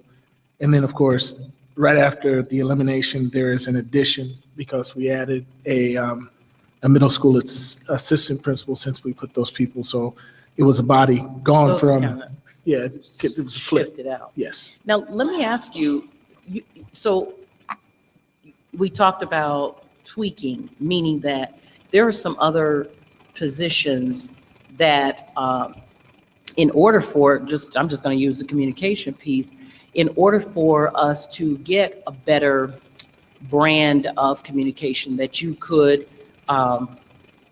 add some pieces to that. So you have all these, Janine, speaks to some conversations we've had, like those, our district various school websites. And if you calculate the number, there's no covering, because it's as important for the schools to articulate what's going on as is from the district office. But there's no sync, it seems. Schools do what they want to do, they communicate what they want to communicate, and it's not coming down. This is one organization. So why isn't, I'll just have a prime example. We had that SB 100 workshop. Several schools did not articulate that information to their parents because, again, was it fused down from the district that, A, this is an initiative that the head of your organization deems is critically important, and it needs to be, because we're having so much conversation about discipline, what should or shouldn't be, but yet we had very few parents participate in the very thing that we're having conversation and dialogue about. So help me understand. Okay, Jennifer, do you need me to stop? I need to interrupt for a second. This is an addition to savings, correct? I need to check that. Sorry, that's what we were talking about. So that was it anyway. Just that's my take on that. I don't have an issue with any others in that role. Understanding that we have to make some adjustments. I don't think any of us are in the business, because these are bodies, human beings that expect to come to work the next day. We've been charged, unfortunately, with a process of doing it. I don't think we're wanting to do it to our detriment is ultimately what we're saying, or for that matter, to your detriment. That's a lot of work. I know. Trust me. I just have one last question on those two positions at administration. Have they been notified they've been eliminated? Okay, so we're discussing. We're discussing it, and they're not eliminated until you would agree with the plan, and then, of course, that would be the discussion afterwards. I can't go tell you you're going to be eliminated and then have the board say you're not. That's what I was concerned about. This approval of this plan is not official elimination of the position. No, it's not. This is just approval But of the plan. it's approval That of would the plan require and for us to go. a different. Well, we have some other work that we'd have to do motion. if they agreed it. Just say it once more. I don't know why it sounds mumbly in here. Do our mouth. I said this is approval of the plan. The plan, which means it's not solidified. This is what is planned to be done. Eliminating a position would be a separate Yes, we'd have to do. agenda item, Yes, obviously for next month's. Yes, that's board correct. meeting. So, but if we agree, we are agreeing to the plan to To execute put it this. on the Yes. agenda, basically for him to move forward with putting it on the agenda. So you're getting our intake, we've weighed in. Is it that you're going to go back and based on what we've offered, help me understand?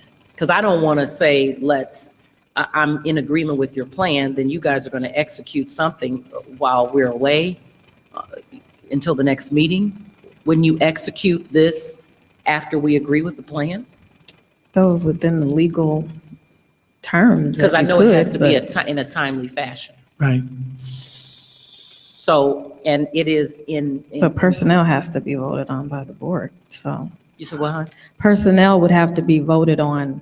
It would have to be an agenda item But I on the mean, board. is that at a subsequent meeting? Yes. Okay, so this plan, we I'd agree, weighed in yes. and shared what our thoughts are. Which is basically, you could approve the plan, but what I'm hearing is you're not approving the elimination of one of those positions. I heard Are we it talking clear. about both the positions? I only heard one so far. Because that's the same thing with the HR compliance coordinator. Do we know who's doing that? That would all head towards our Assistant Superintendent of Human Resources.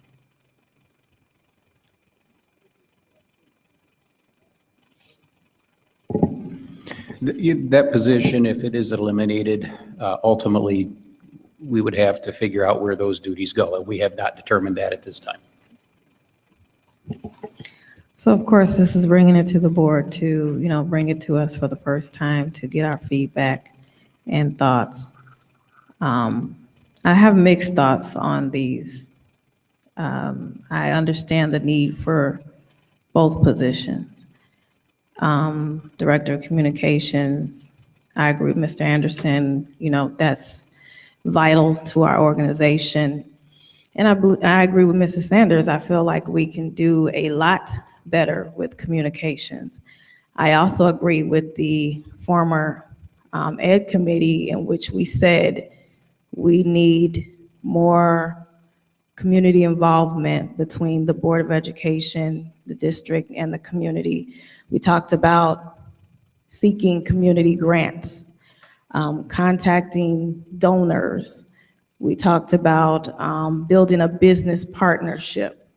This is what I would imagine this position would entail, because it's not just about communications, it's connecting, it's building relationships that we know that we need to do in an urgent way. So for me, it's more so about what this, if we kept this position, what would it really entail? I think if we keep it, we need to review it. We need to look at what we need to keep in, what would need to be taken out, because yes, I believe communication still needs to improve, but I feel like we've come a long way. I think the most urgent need of our district is that community piece that we are greatly missing. Now, a couple of years ago, we didn't have this position. As far as getting contacted by the media, whatever, the superintendent's office got contacted by the media, or if they requested something from me as the president, Terry would get the call, she'd contact me. You know, that wasn't in place. So I think this person has been back 2 years now. So for a few years, we didn't necessarily have it to this degree.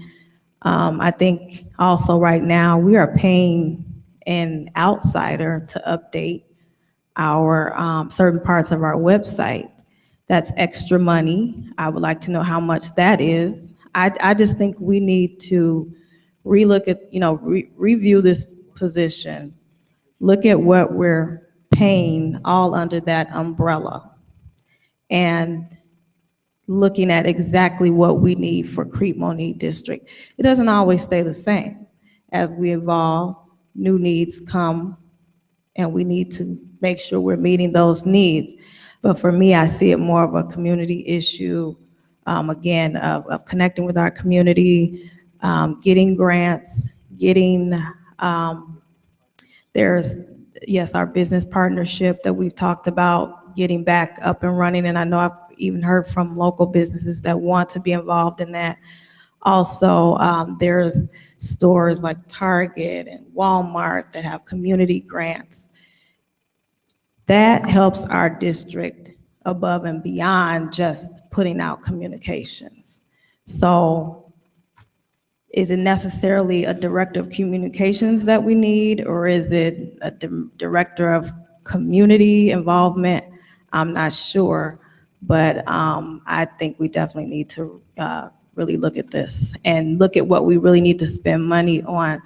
We just were visited today by our two unions who obviously, we're still in negotiations with, and we have to consider all of these things when we're making these decisions. And it's always a tough decision, to make as a board member, but we can't be, one-sided on this. We got to look at the entire picture.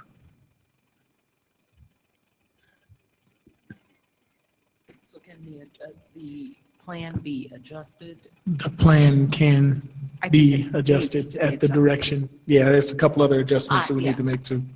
And if I had asked a question earlier in the day to Dr. Williams, and she responded to me, as we typically do on the day of a board meeting, back and forth on financial issues. And I thought I had my question answered, and it was just brought to my attention that the question possibly was not answered, and we just discussed it, brought it to your attention that the Okay. 111,000.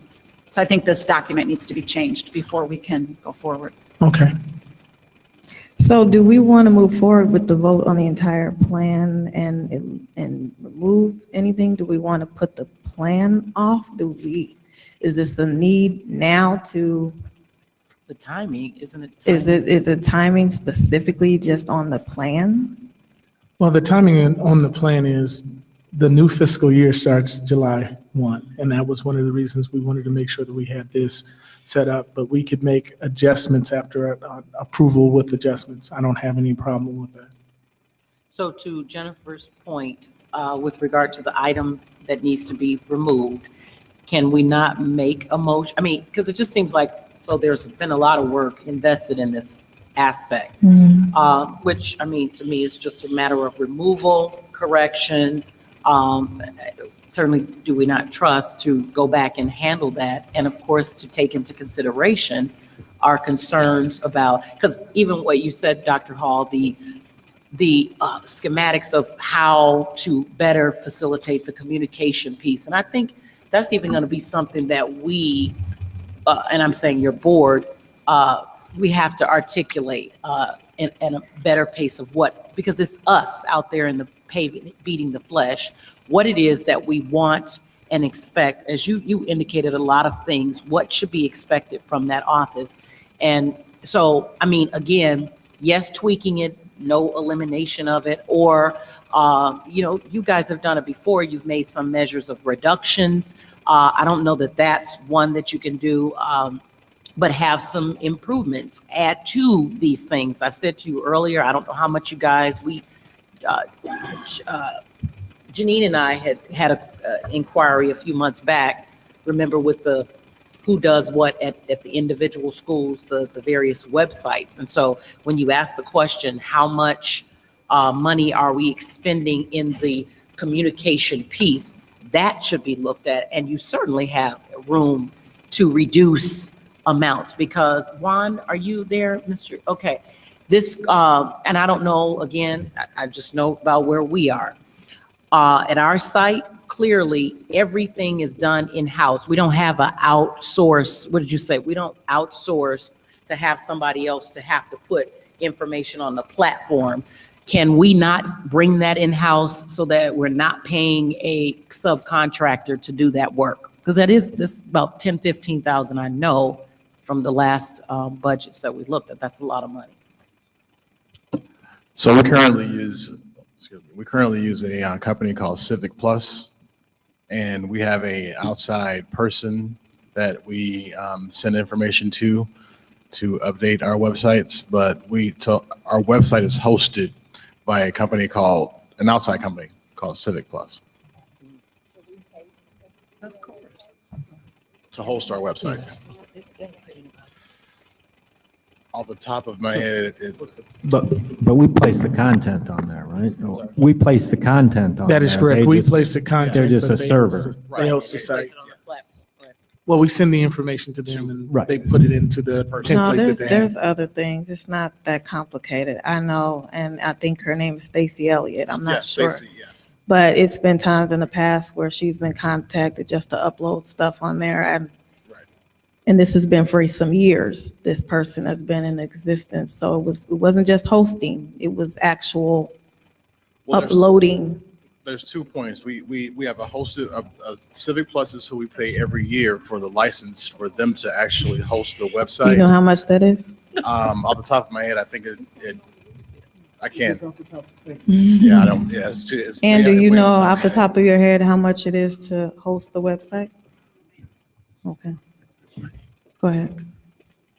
Well, I'll just say this, it's actually compared to other districts in this area, it's an exceptional website. I think it's really full of information and pretty easily navigable, so I give you a lot of praise on that. I like the ideas about broadening the portfolio of the director of communication, and especially the community outreach piece. So if we were to keep this position, though, I'd be careful about paring down those outside services, because that may take more time. We just have to look at it, I think, and see how, But I really like the ideas about, the community outreach, and I know we cut a grant writer a year or two ago, but, maybe doing more work in that area so that it's a position that actually brings in some revenue as well as disseminates information. So. Yes. I just really think it's a key position that we're opening middle school is opening, and there's scheduling issues, and who knows, No blame here, but what's our plan B, communication-wise, if it opens late? How are we going to get everybody informed and registered? There's a lot going on, so I'm nervous with this timeline. I don't want to make a decision tonight about this position because I really think we're going to need that position certainly in the next few months. So I have a question with that, with your question, to get clarity. I just think we need to get overall clarity on this position, period. Because is that the job of the superintendent to create that plan? Is it the job of the individual in this position to create that plan? Who should be initiating? I'm a little confused with that as well. Who actually initiates communication? That's I would like clarity on too. And I think, again, we just need to review the position and see what it entails and what we need. Does it match up? Is it something, do we need something different? Do we need to add to? I think we just need to really look at that. And I agree, Mr. Anderson, we got to be on top of this information with the addition and getting those updates out. Again, so that we understand it here. The discussion that we've had here would mean that we would be eliminating or deleting that line.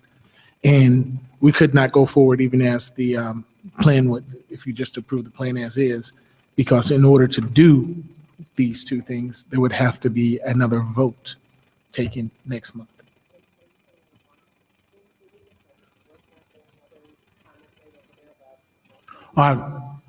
I was just dealing with the communication because we had just talked about it. That's all I was dealing with, just communication. If it is the pleasure of the board that those two positions not be eliminated, we'll take them off and we'll move on and move forward. We don't have an issue with that. I personally would like because really, you know, you guys didn't bring an alternative if you were eliminating the positions. There was no solid, how would we address these issues? So that in itself is, as a board member, I'm going to say hard for me to move forward on whether to eliminate these off of the plan or keep them on or whatever with the plan. Because again, got to project, we got to think, you know, what is the board going to ask? What information does the board need? And that information was not brought. I understand you're looking for July 1st. I would rather just remove the item. Okay. And update it, bring the information so we can see exactly, because these are huge decisions to make, but we can see exactly what you're proposing, what are any alternatives, what can we do, you know, in different scenarios. So that's okay. That's what I'm proposing. I don't know how the other board members feel about it. Could I, if it's the pleasure of the board, take this back if you would just table it and go through it again, have it at our committee as a whole meeting, and then be ready to present it again and then have it approved at our July regular board meeting?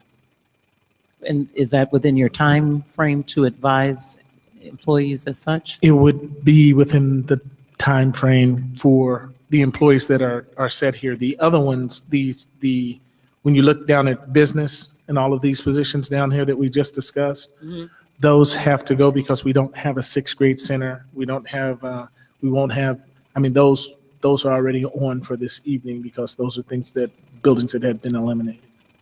You know, the discussion would be the ones that are in the administration. Everything else will still be ready to go. I would, Dr. Cunningham, I would refer to an old Air Force expression here. If you're going to come with a plan to eliminate these positions and put the duties elsewhere, I would really like to know who the regular crew chief is when we need to go to someone with an issue. If an issue comes up in either one of these areas, we have a clear-cut idea who the regular crew chief is, who the person responsible for communication is, and we don't get into kind of pointing in different directions. A focal point for both of these positions, so it's perfectly clear to us in the board that if there's a question that arises, it's Joe Schmo's responsibility or Susie Q's. So if you could please get that clarified for me, I'd appreciate it. I agree with Mike. There's a job description for each job. I think we need to make sure that we have each one of those things labeled, how it's going to work, how it's going to fit in time-wise. I mean, this is huge, and the expression willy-nilly doesn't fit in here. We need to have a set plan, timeline, and how each job breaks out and who's going to get that responsibility and that whole thing, because you're talking about two pretty involved jobs here, and both of them are important. So we can't just say, yeah, come back after we think about it. We need to know exactly how this is going to work. Mr. Neal, is the one position that you, under your umbrella, that's administrative in nature, is that correct? It crosses both lines, but it's considered a supervisory position. She does not receive administrative benefits. And I apologize, I didn't mean that. When I'm in education, you guys say administrator, I'm meaning that, because you're surprising me again, saying that it was a supervisory position. The last time we made an adjustment to that particular role, because it's always been said that we have a lot of chiefs, and particularly, I must say, it was your office. So I ask again, when you guys go back and look, because I'm going to go back and say I commend you for looking at the district office opposed to outside. And I'm not, I'm not cheering for cuts, but I certainly understand cuts, and I don't know that you would have just brought them here. Somehow, I have no expectation that you guys are going to say anything other than we need these people to stay. But I think we do need to, because as far as I know, and that's what counts, is what we understand the positions to be. Supervising who? Who are we supervising? You have 4 people in under HR umbrella. So I'm going to ask Crete Monee the same as corporate America does. Why isn't 1 or 2 people, can they not absorb? So not only bring me back the job description, but that's why I said, is it secretarial? And I don't mean that in that particular nature, but administrative, meaning if it's paperwork, cannot somebody else consume that task? Because if we have to make some adjustments, we have to make some adjustments. And it's to be felt, unfortunately, everywhere. We're constantly trying not to touch the kids, and we've heard all the union discussions. So again, that's going to be valuable information. We've been told constantly at conferences galore, we need to make the decisions based on the data and really what's there. So I'm just telling you, for me, a bland job description, because I know what's going to happen. It's going to be this thick. They do this, they do this, they do this.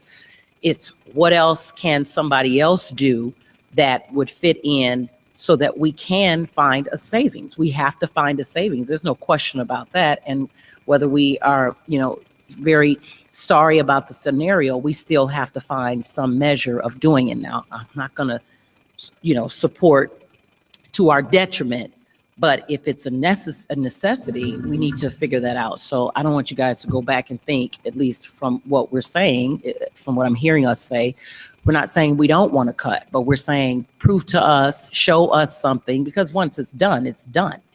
But we've had that discussion, and I apologize because you weren't here. We've had that discussion about that particular position, and so we need to, it keeps coming up, which strikes me as, is it really something, a necessity? And are we, utilizing it as a measure of a crutch? So I really would like to know that answer once and for all, and especially even now that you use the term supervisory. When I think of somebody supervising, do they have somebody that they report to them? So does somebody report to this person? Well, I guess I use that word, maybe call it managerial or supervisory. She doesn't directly evaluate any employees. I evaluate all the employees for the HR department. Where she comes in is a lot of her duties help with investigations and managerial tasks with regard to non-certified staff. If her position was reduced, the only person who could take on those duties would be me, because there would be nobody else in the department that would have that authority. Any other pieces that could be parceled out to others, we would do so. I mean, if this position is ultimately eliminated, it will cause some serious rethinking of the structure of the department. Unfortunately, while the department has had a reputation for having a lot of people, the fact is it's a very people-intensive work. It's not all electronic. It's not all something you just punch a few keys and it happens. And so we have to look at the services we provide. Are they all absolutely essential? If they are not essential, maybe a reduction in services elsewhere frees somebody up to take some duties. It's more of a study of the department as a whole rather than just this position, which, this went into the efficiency plan. I'm not saying in any way I did not support the efficiency plan, but I'm just saying we have not yet had time to do that full review to see what would be the smartest, most intelligent thing for us to do. So you weren't a part of the discussion for efficiency? Is that what We were, I was, but the detail we're looking for, I have not had the opportunity to do. Okay. And I Okay. just want to finally say that you see what Mr. Neal did say is that that's a job. He clearly stated that he can, no pun intended, absorb because he knows all of his employees' jobs, I'm assuming, and the compliance piece, period, is someone in a higher authority anyway. That's something that can be absorbed opposed to what you're suggesting in the communication role. I don't even know that we should even consider that because you are the superintendent. Big companies say we have the treasurer. You're not the treasurer of the facility, and there's a reason for that. No one person should be guiding the ship in that nature because something's going to be missed.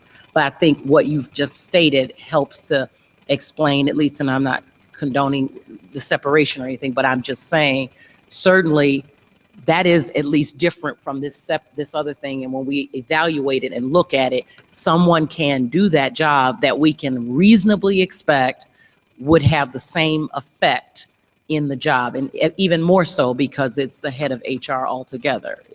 Would I be fair in saying that? You would. The only qualification is I'm certainly saying I can do the duties. That's not a problem. The problem is, can I do the duties in addition to all the things that are already on the plate? And so again, if we look at all the services we provide and we determine that there are things that can be prioritized, then we would have to have that conversation here because some of those are near and dear to what the board would like to see our central office do. And if we eliminate those, then that would free up time for others to take over some of the other duties and possibly things that I do that I could delegate. And that would, in the end, might make it so that all the duties would fit with me and it would not make me put in 100-hour weeks. Yeah. Okay. Okay, let's move forward. So do we want to postpone this efficiency plan approval? Is it table or postponed? It's postponed. Did we make a motion? No, we didn't. Oh, did we? I'm sorry. So Moved it, and Mr. So we would need her to seconded. withdraw her motion if we want to move forward with, or we can't just move to table it, or? It was a motion. I will have no problem rescinding my motion. Does that need a Okay. second? no. You guys have been tag teaming. I'm here. Can I have a motion to postpone the approval of the efficiency plan until, to be reviewed at the July Committee of the Whole meeting with supporting documentation for the two positions discussed? That is correct. And the error in the other. And, there was an error in a number, right? Okay. That's a motion. So moved. Moved by Mrs. Galbraith, Second. second by Mrs. Gasparo. They said it's. Oh, they both said it. Yeah. That Double was an second. honest Double second. call in this. Okay, Secretary, please call the roll. Mr. Anderson. Aye. Mr. Brown. Aye. Mrs. Galbraith. Aye. Mrs. Caspero. Aye. And Mr. Teray. Aye. And Secretary's aye. Dr. Hall. Aye. I do want to note that it is 9:02 p.m. Just bringing that to everyone's attention. Okay, now curriculum, action reports, approval of Title I school-wide plans. Ms. Hirsch. Thank you. At 9:02 p.m.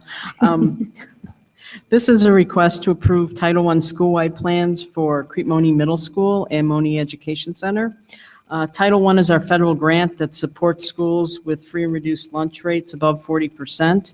While all of our district schools can qualify as Title I schools, we currently have 4 Title I schools in the district, Balmoral, Crete, and Talala Elementary Schools, and Monee Education Center. Previously, and we discussed this a little bit at our education meeting a couple of months ago, previously Title I funds had to be used for resources that were in addition to our regular instructional program. So we had to supply, it's called the supplant or supplement rule. We had to do in addition to services. Now the rules have changed, and the rules are now allowing more flexibility in how we spend those funds. We can now spend them on things that were once considered part of the regular instructional program and things that were considered a local responsibility, such as textbooks, assessments, those types of things. In order to use the funds in this new way, schools must be classified as Title I schools, and they also have to have a board-approved school-wide plan. Crete, Balmoral, and Talala already have those approved plans. I believe we did them in February or March. Monee Education Center is already a Title I school, but they've been running what we call a targeted assistance program, which means that we put in a specific service for a specific group of kids, which is their reading program. But they don't have a school-wide, approved school-wide plan. Crete Monee Middle School is not a Title I school. But it does qualify as a Title I school because it's at a 68% free and reduced lunch rate. In order for it to become a Title I school, we need to approve a school-wide plan for that building. And then once we do that, we're able to allocate funds to all of our Title I schools. In addition, in addition to the middle school and Monee Education Center, also Crete, Talala, and Balmoral, we can now use this more flexible spending. So once we approve that, we can allocate the funds to all the schools. The school-wide plans are in your packet. We've worked with our Title I consultant this spring in developing those plans and learning how to spend the money in this new flexible way. And we're recommending that the board approve the Title I school-wide plans for the middle school and Monee Education Center. The middle school, we will be able to use the funds to pay for some of our IB expenses. And for Monee Education Center, we will be able to use funds to increase technology and help them with alternative education resources. Thank you. May I have a motion to approve the Title I school-wide plans, improvement plans? So moved. Moved by Mrs. Sanders. Second. Second by Mrs. Galbraith. Any questions? I do. I have a question.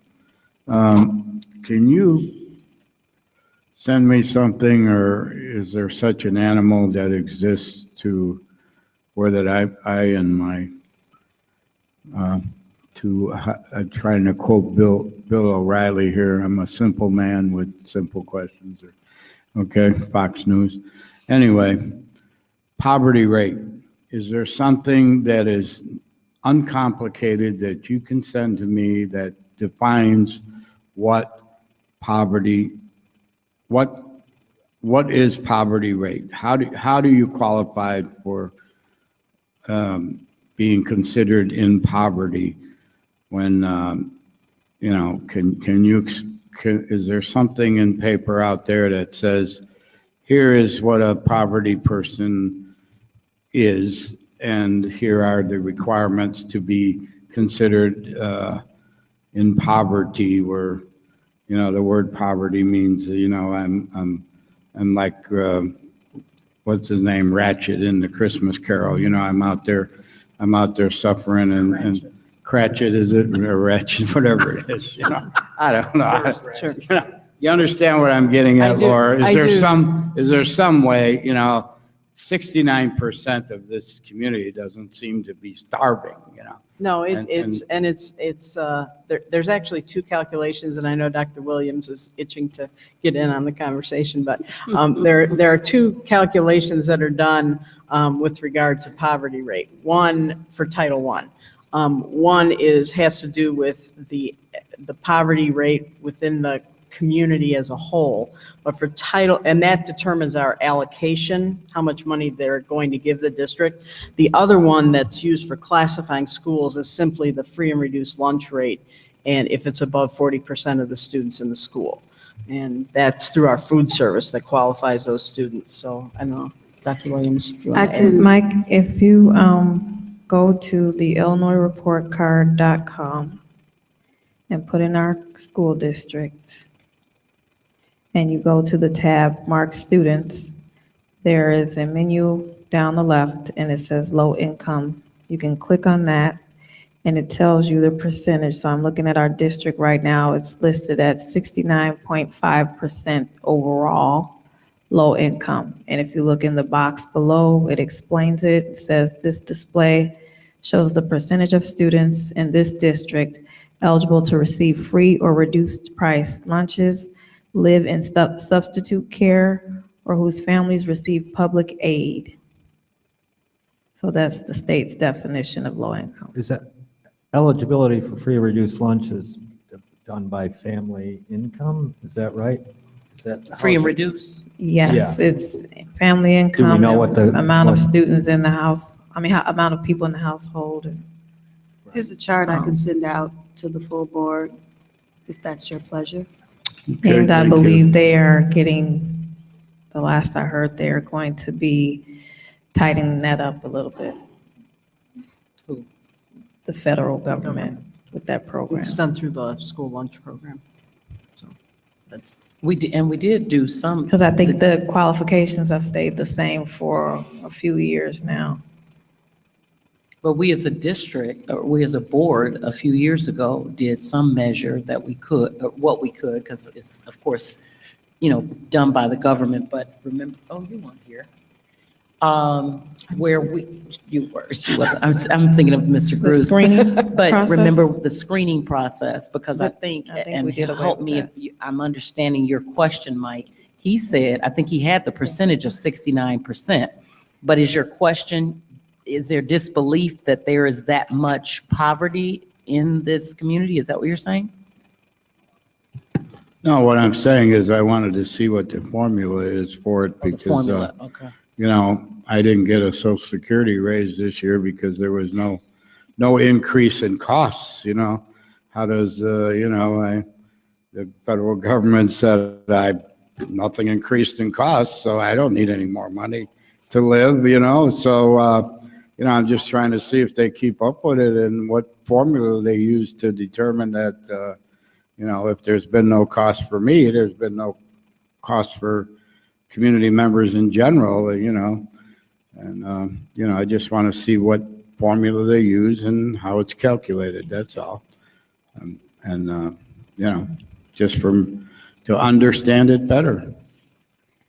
And actually, Laura, I don't know which figure you're using. The middle school is listed, this is 2014-15 data. Right, I have to. 70.2%. What I have to do for the grant, when I fill out the next use the year application, is I have to use I use our June 1st rate, and we pull that from Skyward, and what we did was we combined all of our sixth graders into that number and recalculated it, so. All right, thank you. Thank you. Laura, So- just quickly, the program, so the other schools that are Title I, they're going to be just continuing in the efforts that you've done in the past, or what's happening with them? Yes, their plans were approved back, I believe we did it in March, Okay, so this is just for the additional. just for these two schools. And because we have more freedom now, as you said, in allocating how we spend the money, some of those programs that you guys had last year may be seen again? Well, what'll happen is when I go into the grant application, once the state releases it, I go in and I have to put in the number of students, the poverty rate, and the application does a calculation, and it comes down to a per student amount. So each school receives an allocation based on whatever that dollar amount is for the number of students that they have. And then we have to set aside that money in certain ways right off the bat. So a certain amount goes for parent involvement. That comes right off the top. So immediately that goes for those schools into that area. And then I start allocating it. But now I can allocate it in many different ways. Before we were just basically putting it into salaries, which Mr. Trey, you'll appreciate this being because it has to do with the state of Illinois. The state of Illinois does what we call a TRS penalty.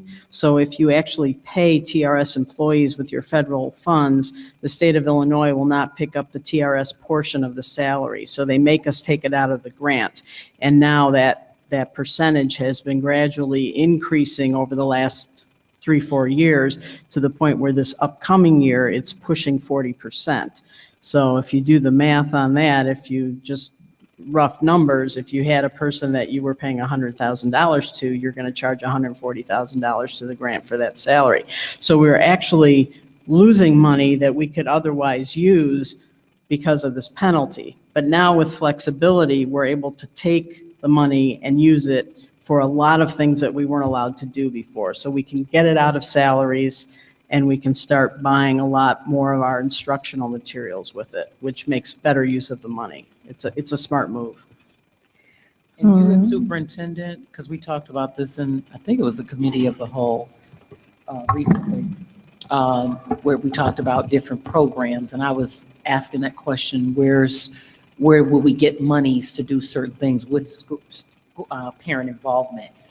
Do you from the district office decide, or you just simply disseminate the money to the principals and they allocate accordingly? Because I guess I want to know how, for everybody that has made comments that we are not necessarily doing a bang up job of ensuring that there's a good number of,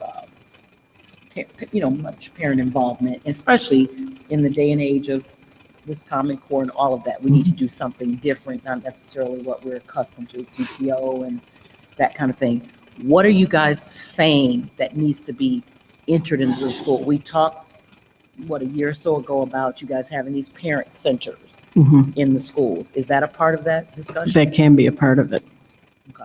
Where they would put money into that, into money bringing into in speakers, whatever's going to help. Right, I know that the 3 elementary schools they've been using the money for their literacy nights, their math nights, they can, buy materials for parents.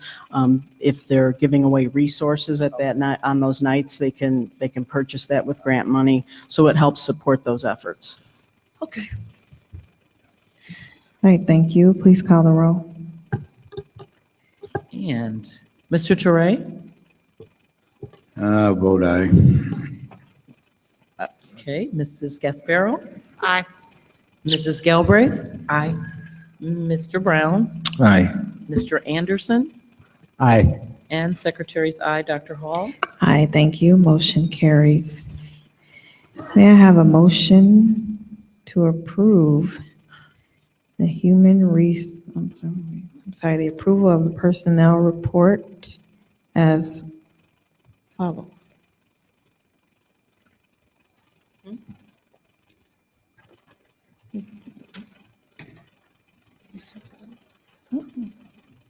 It's already. Sorry.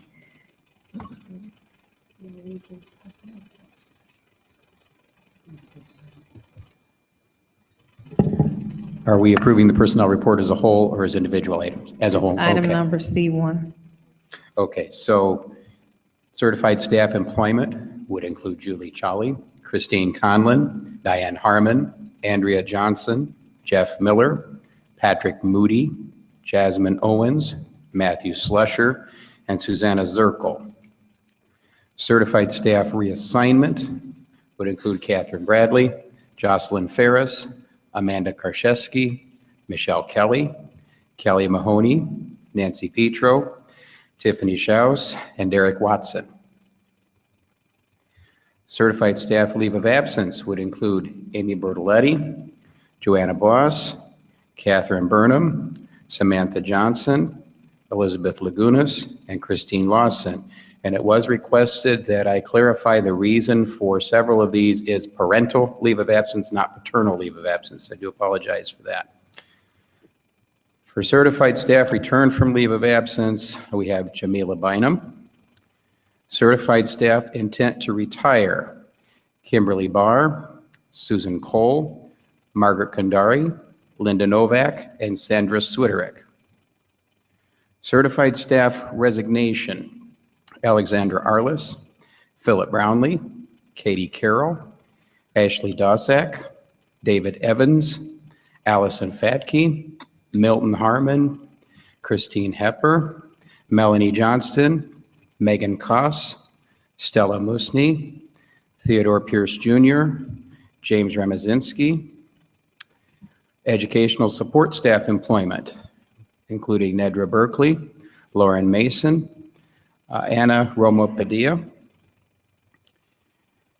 Educational support staff reassignment, Lisa Aiello, Jennifer Coleman, Deirdre Davis, Gwendolyn Harris, Barbara Jennels, Kim Johnson, Thomas Matthews, Janice Land, Deborah Michalski, Cindy New, Sierra Quick, Cheryl Ray, Linda Roque, Evelyn Semick, Joan Short, Lakeisha Webb, and Carol Wilmowski. Educational support staff leave of absence, Donald Buffington, Mark Hentz, and Karen Pickens. Educational support staff resignation, Karen Pickens. And unfortunately, we need to report that a support staff member is deceased, and that is Mark Pacetto, a maintenance person who passed away in April. And that is the personnel report.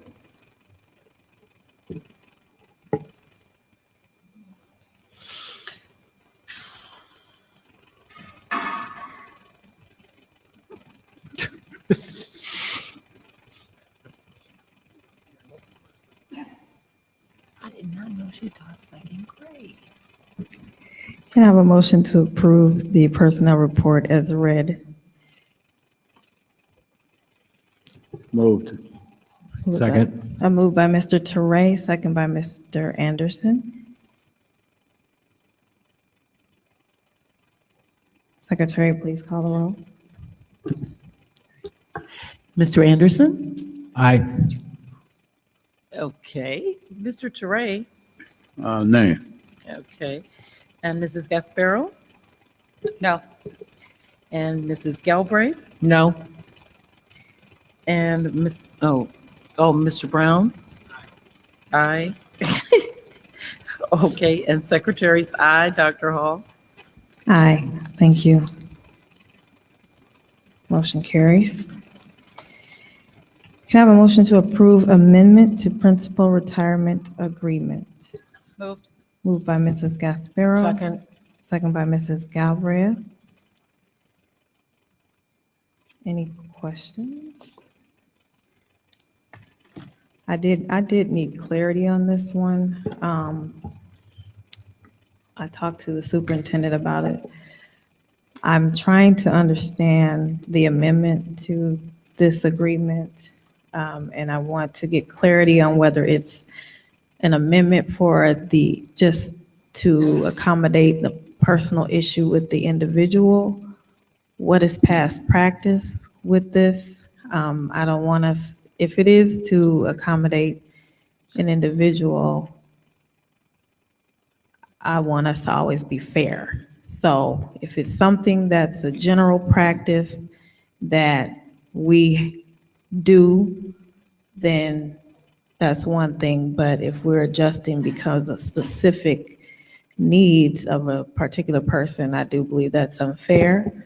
However, if you feel that this is an issue that could possibly be applicable to others and the board needs to have a conversation about, moving forward in this type of way with these types of contracts, then that's another thing to discuss. But I wanted clarity on that because we've been, in the past, been accused of not being fair, and we need to always make sure that we are being fair. As this contract was constructed with the retirement contracts, I did go back to our past administrative retirement contracts, and the contract was written to allow for two, there's a clause in the CMEA agreement, and administrators tap the CMEA retirement benefits based on their contract language. The CMEA agreement allows for an insurance stipend of $4,000 for each year for 4 years maximum, or until the age of Medicare eligibility. In this particular case, as has also been with past retirement contracts, this particular individual at the end of the 4-year contract would have 2 years prior to Medicare eligibility. So the contract was written, as prior contracts were, to allow for 2 years of this $4,000 stipend per year.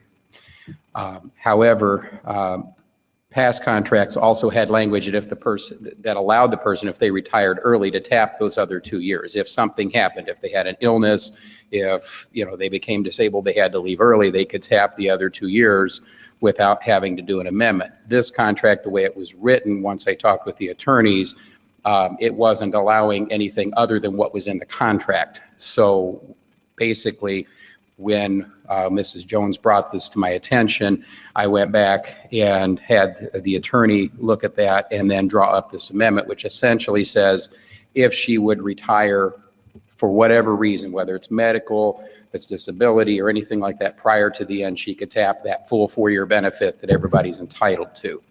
So this would, in the future contracts, we'll just simply write it with the 4-year benefit instead of using the past practice. This is a case where the past practice needed to be amended. When we put in the contract that we are agreeing to pay for all of the employees' medical, their children, their spouse, anybody living in their household, that's correct? No, this is Considered for family? This is a post-retirement severance, which is $4,000 toward your premiums. You can buy the insurance, however you want to buy it, but it's it's limited to $4,000 per year. While the administrator is working for the district, there is a family insurance benefit, but that is subject to the terms of our family coverage. So it wouldn't include just anybody in the house. It would only include the individual, the spouse, the children, or guardian children. Any other people would have to be insured elsewhere. So specifically, which parts of this, the amendment, because I don't have the regular contract in front. The amendment is to Section 10 of her agreement, which is under the section entitled Hospitalization Major Medical Insurance. And this allows, this basically amends it to say that the principal can receive a post-retirement severance payment of $4,000 per year for up to 4 years following her date of retirement or her becoming 65 years of age, whichever is sooner. So she can only tap up to 4 years. If she retires 1 year early, she can tap 3 years. If she retires 2 years early, she can tap 4 years. If she retires on time, she gets 2 years. This doesn't change that liability. And you're saying we've done this previously? Yes.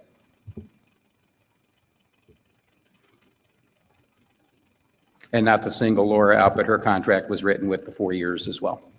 So when this person plans to retire, they are going to be retiring before the retirement age of 65, and that's what you're saying is the reason? The stipend allows somebody to retire before Medicare eligibility and still have some money toward their health insurance. Okay. It's part of the incentive. Okay. And it's really an age issue. Correct. Okay, thank you. All righty, any other questions? Keep them all to 65, okay? Keep everyone to 65. Hey, Secretary, please call the roll. Mr. Toure? Aye. And Mrs. Gasparo? Aye. Mrs. Galbraith? Aye. Mr. Brown? Aye. Mr. Anderson? Aye. Secretary's aye, and Dr. Hall? Aye, thank you. Motion carries. May I have a motion to approve the resolution of honorable reduction and reassignment of educational support personnel?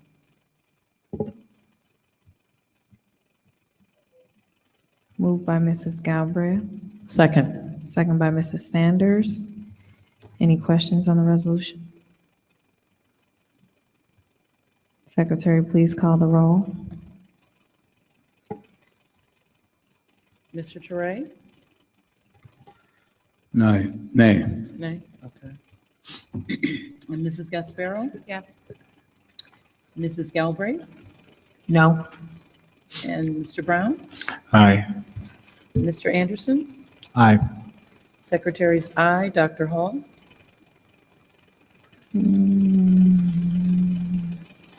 What's the vote? What's the vote? 2, 3, 4 ayes so far. Nay. Oh, thank you. Okay, motion carries. May I have a motion to approve the resolution for dismissal of secretary?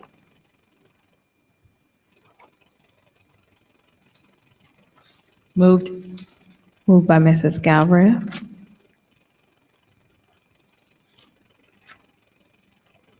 Second. Second by Mr. Anderson. Any questions on the resolution? Secretary, please call the roll. Mr. Toure? I'm going to vote yes. Okay. And Mrs. Gasparo? Aye. Mrs. Galbraith? Aye. Mr. Brown? Aye. Mr. Anderson? Aye. Secretary's aye, Dr. Hall? Aye. Motion carries. All right, business. You ready?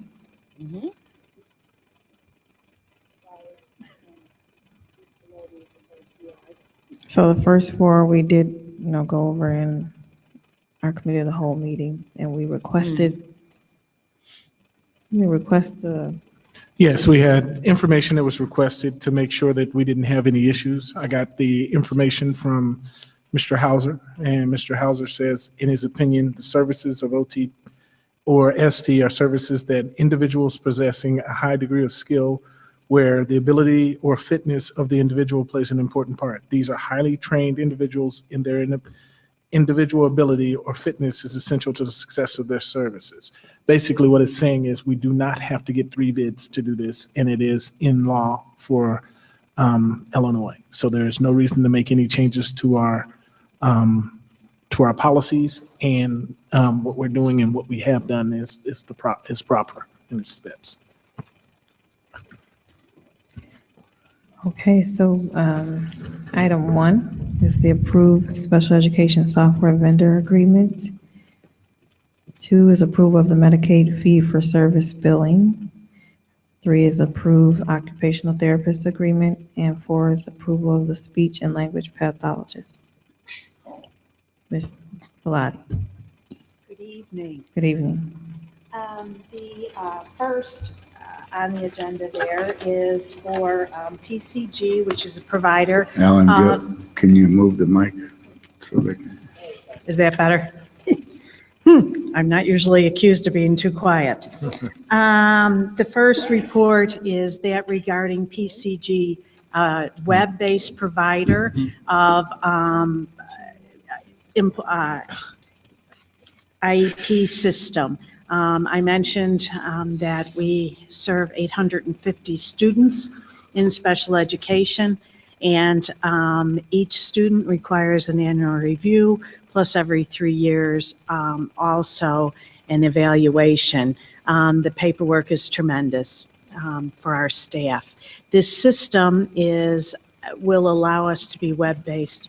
Current system is based on a server, and the server would have to be changed this year to a new server. We're able to get by till the end of this year. Also, please note that I did get 3 comparisons, and PCG did come in at a reasonable rate, the most reasonable rate, and also to provide us with the most coverage, which included staff in services, tech help, etc. Mrs. Bellotti, I'm sorry to stop you. I do need to ask the board members, do we need her to re-explain all of these? Nothing's changed since our committee of the whole. Do we need it in the documentation? Nothing's changed in the documentation that requires signature. At the back, and it's been tabbed, is all the necessary insurance paperwork for the board. All right, thank you.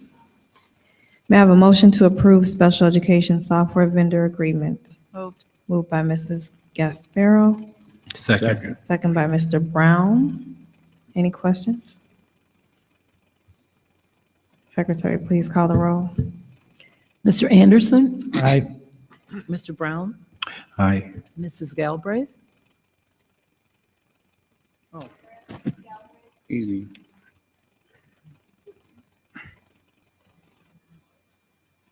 It's a tie vote, and we need your vote to make the decision. Oh, God. No pressure. Special, did you hear her present?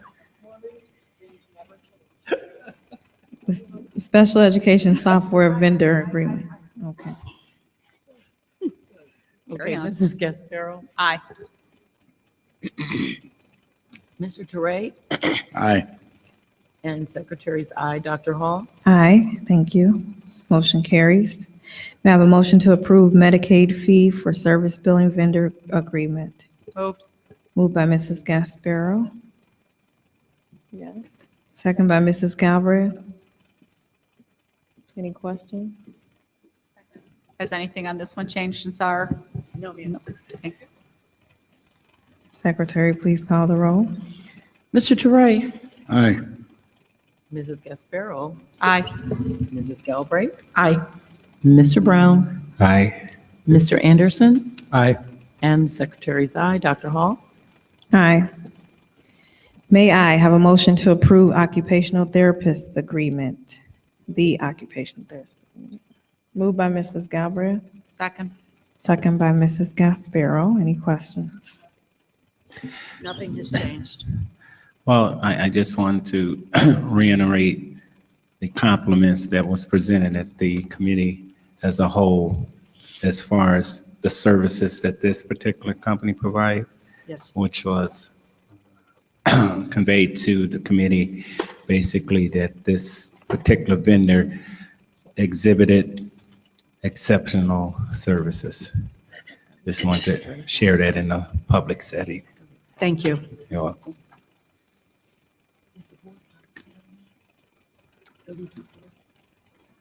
No, yeah, that was the issue. We did not have to go out to bid, 3 bids, because this was considered a professional entity or vendor, The law, the state law. right, Okay, great. that we can single source on. Make Right, any addendum. similar to, Oh, similar to architect and legal counsel. Okay. Okay. Okay, Secretary, please call the roll. Okay, Mr. Teray again. Aye. Wait. No. We're doing occupational therapy. Thank you. And thank Okay. you for the certificate of insurance as well. So for Okay. clarity, this is the vote on the occupational therapist agreement. We have a motion and a second already. Yes. Secretary, please call the roll. Mr. Teray? Aye. Mrs. Gasparo? Aye. Mrs. Galbraith? Aye. Mr. Brown? Aye. Mr. Anderson? Aye. And Secretary's aye. Dr. Hall? Aye, thank you. Motion carries. May May I have a motion to approve the speech and language pathologist therapist agreement? Moved. Moved by Mrs. Galbraith, Second. second by Mrs. Sanders. Any questions? Any changes? No, ma'am. Thank you. That was easy. That's the staple, you know. She talked a lot in the other Secretary, please meeting. call the That roll. was easy. Please call the roll when you're ready. Mr. Anderson. Aye. Mr. Brown. Aye. Mrs. Galbraith. Aye. Mrs. Gasparo. Aye. And Mr. Toure. Aye. Secretary's aye. Dr. Hall. Aye. Thank you, Ms. Belletti. Thank you. You're welcome. All righty. Moving on to the big stuff. Dr. Williams, the resolution, okay, you can. Resolution providing for the issue of approximately $15.5 million of general obligation limited tax bonds of the district. So you can discuss it. Oh, I'm sorry, let me get the motion. May I have a motion to approve the resolution providing for the issue of approximately $15.5 million of general obligation limited tax bonds of the district for the purpose of paying claims against the district, providing for the levy of taxes to pay the bonds, and authorizing the sale of the bonds to William Blair and Company, LLC. Move. Do you Moved want me by to Mr. repeat? Brown. You want me to repeat what you just said? No. Oh, okay. Moved by Mr. Brown, Second. second by Mrs. Sanders. Dr. Williams. Yes, good evening. I'm pleased to report that we are in the final phases of this bond issuance process. Included in your packet is a draft resolution providing for the issuance previously described, along with supporting documents. We did have additional pricing information, so I'd like to ask Dr. Grossi and Ms. Hennessy to step to the mic and give a very brief overview, very brief overview of the pricing, because we actually came in much better than was originally anticipated. The dynamic duo.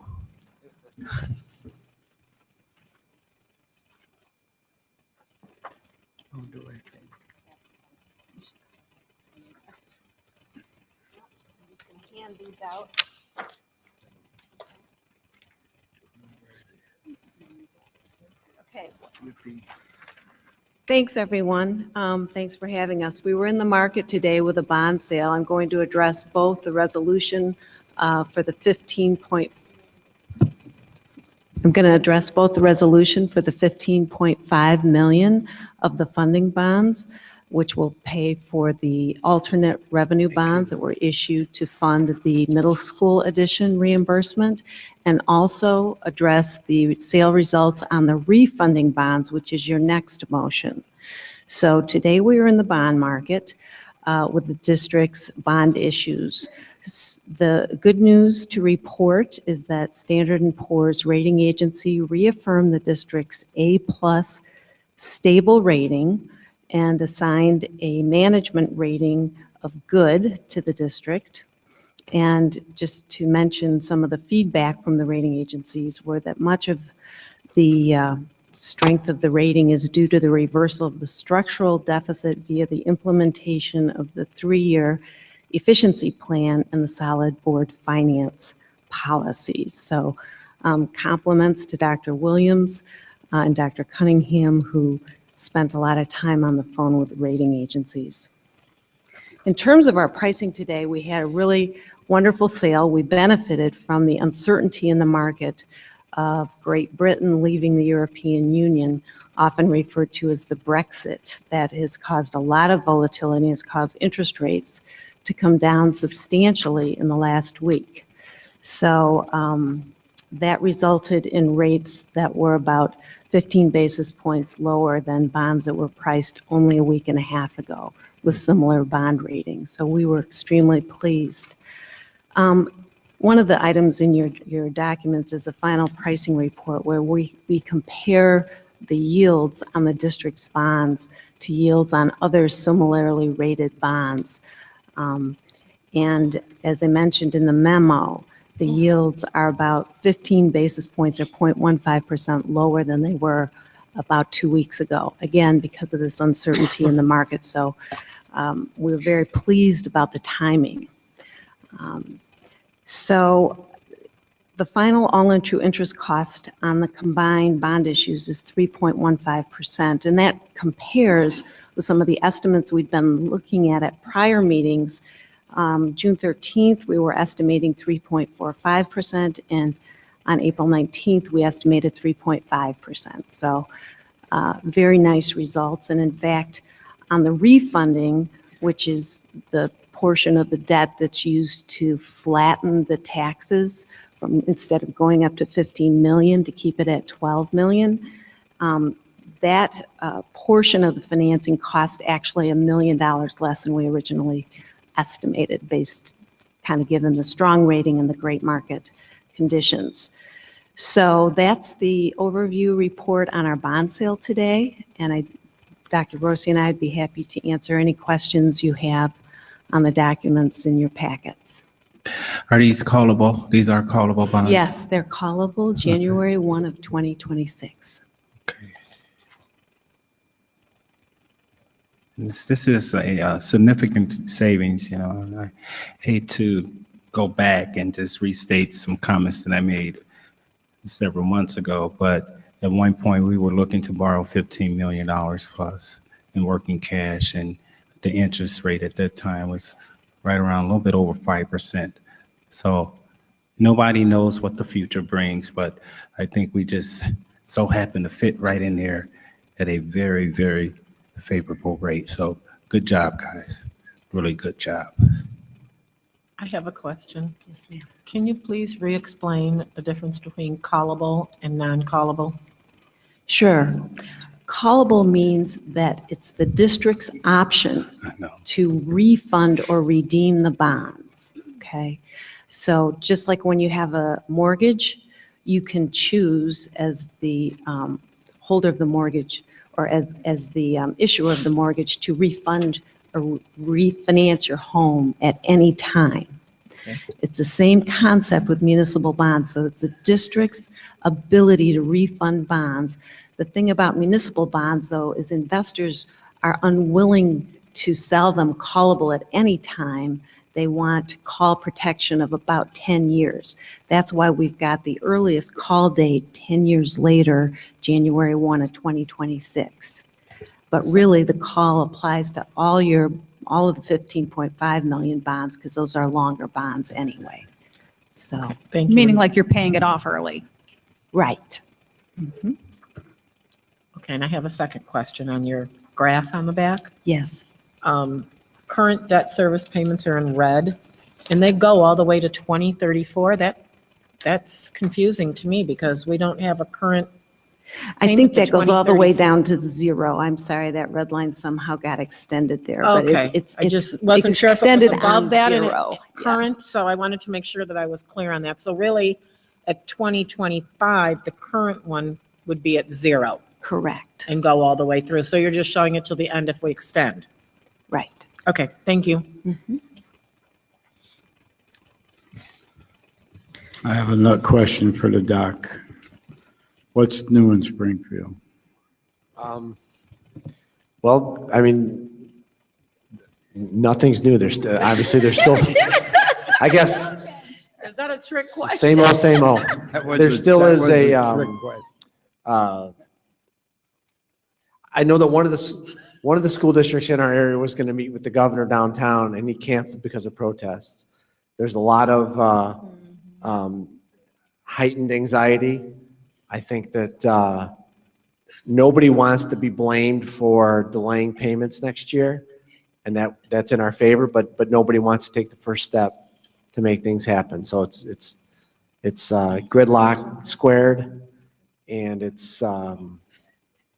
My guess is the solution this year is gonna be positive in the short term for school districts, because even both the governor's plan and Madigan's plan would have helped your school district for 1 year, kicking the can down the road, which they're good at.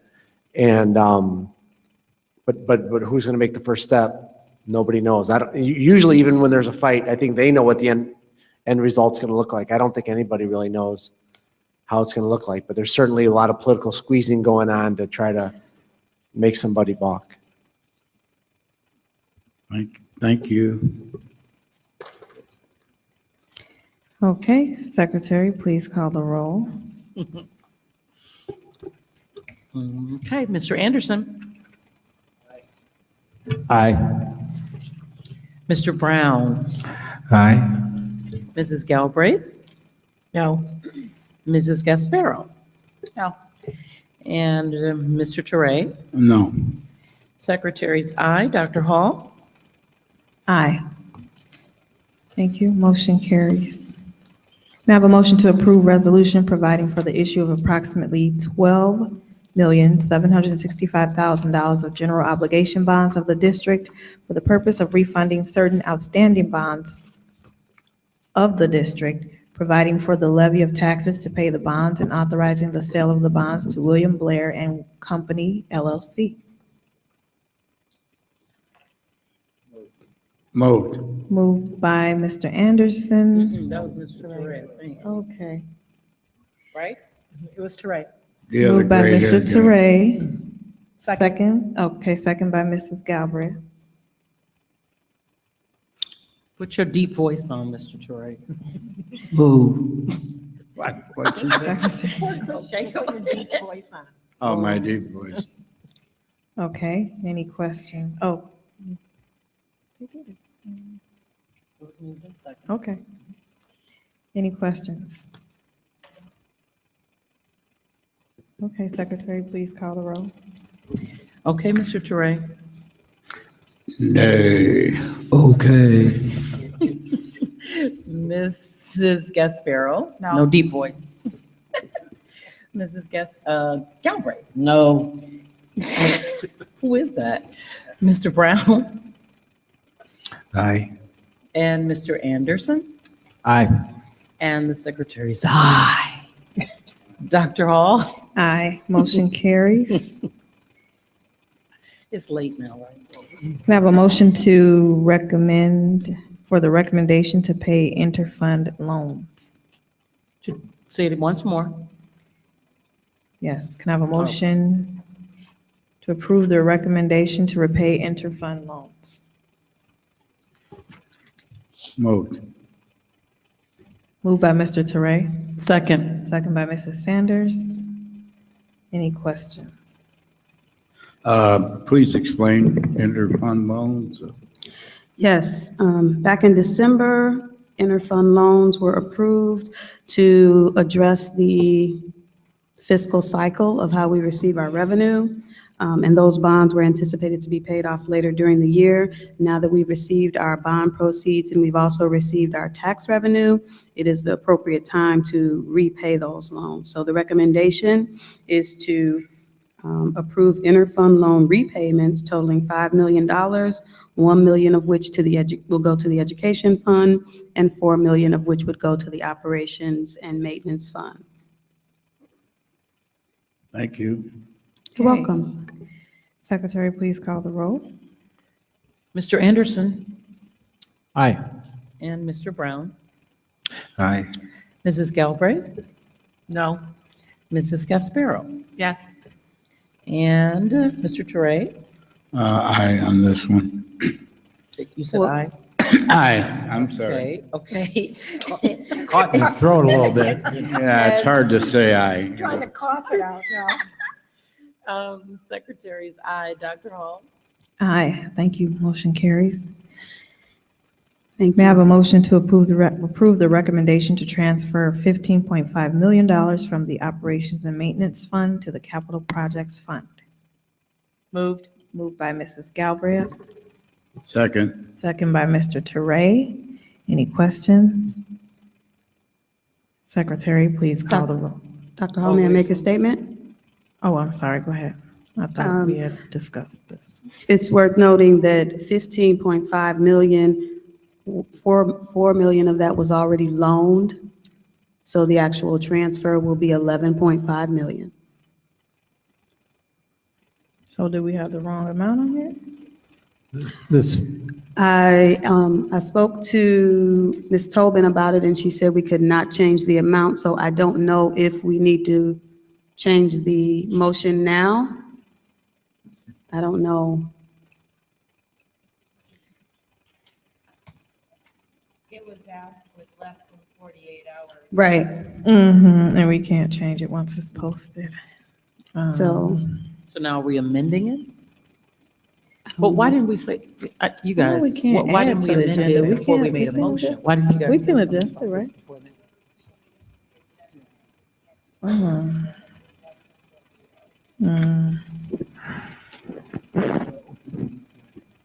I don't have a Right, problem with because that, then but at that didn't point, guys you know that put we were- 15.5 out and it's actually a different number and that can be looked at as being deceitful. So, do we move forward with the transfer? And then we would have to do a transfer back? Does that make sense? you can move forward with the transfer. They'll just be, yes, yes, is the answer to your question. I don't know. It we would had to just be approve a cleaner from an transfer. accounting perspective, but it's fine. I mean, to the operations and maintenance. From operations and maintenance to the capital projects fund. Mhm. So this document is, it needs to be amended. I need too. clarity on this because I don't know that we needed to vote on a transfer. The board must take action on all interfund loans and transfers. Which I thought it was only a certain accounts. The school code only references operating accounts. So the answer to your question is the school code identifies certain accounts that you must take action on. It has been a past practice to take action on all funds. Section 100.50. Okay. to Title 20. So we already have a motion and a second. So we'll move forward with the vote. Okay. And there's to be no amendments or? We can't do that. They just have to do a transfer back of whatever the difference is. Okay, when you do that, I think we need to restate it for public consumption because it's almost. I don't think it's really a big deal. I'm not saying it is, but No, it's- I mean, we it- can go ahead with the recommendation. Less. We put the It's not more than 15.5 million, which we already, I think we expended 4 million according to where we are right here. So we can always come back and take money out of the capital projects and transfer it back out. Can we not? As a You can resolution? approve the motion as presented. I just Yeah. wanted to bring it to your attention put it that in- you've already spent a portion of that and that we've already loaned it to the Right. capital project Sure. fund. Sure. Okay. So if it goes back in there, if we put $15.5 million in there, we can bring back whatever we need, transfer it back out. Yes, We move money around all the time in an Yes, sir. appropriate way. yes, sir. I'm saying in an appropriate way. I mean, it's nothing new. That's what I'm saying. That's the don't- there's- appropriate way. All right, so we have a motion and a second. Secretary, please call the roll. Mr. Anderson, Aye. Mr. Brown, Aye. Mrs. Galbraith? No. Mrs. Gasparo? Yes. And Mr. Teray? No. The secretary's aye, and Dr. Hall. Aye, thank you. Motion carries. I have a motion to approve the recommendation to approve property and casualty and student accident renewal. Moved. Moved by Mrs. Galbraith, Second. second by Mrs. Gasparo. Dr. Williams. Yes, included in your packet is information from the Collective Liability Insurance Cooperative, also known as CLIC, regarding our renewal.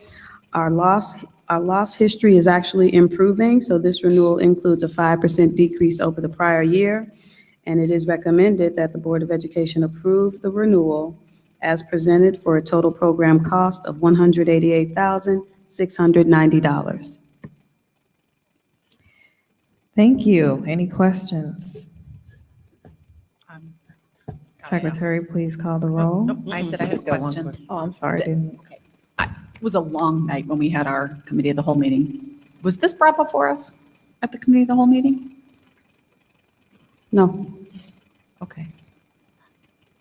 So No, it's 100. neither of these. it's $188,690. How long have we been using Click? We have been a member.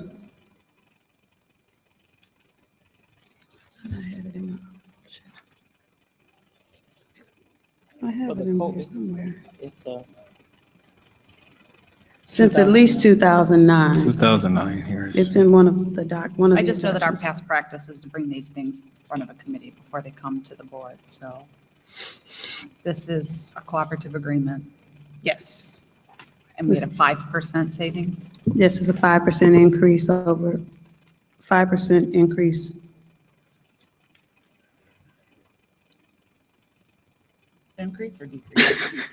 No, I'm looking at, hold on a second.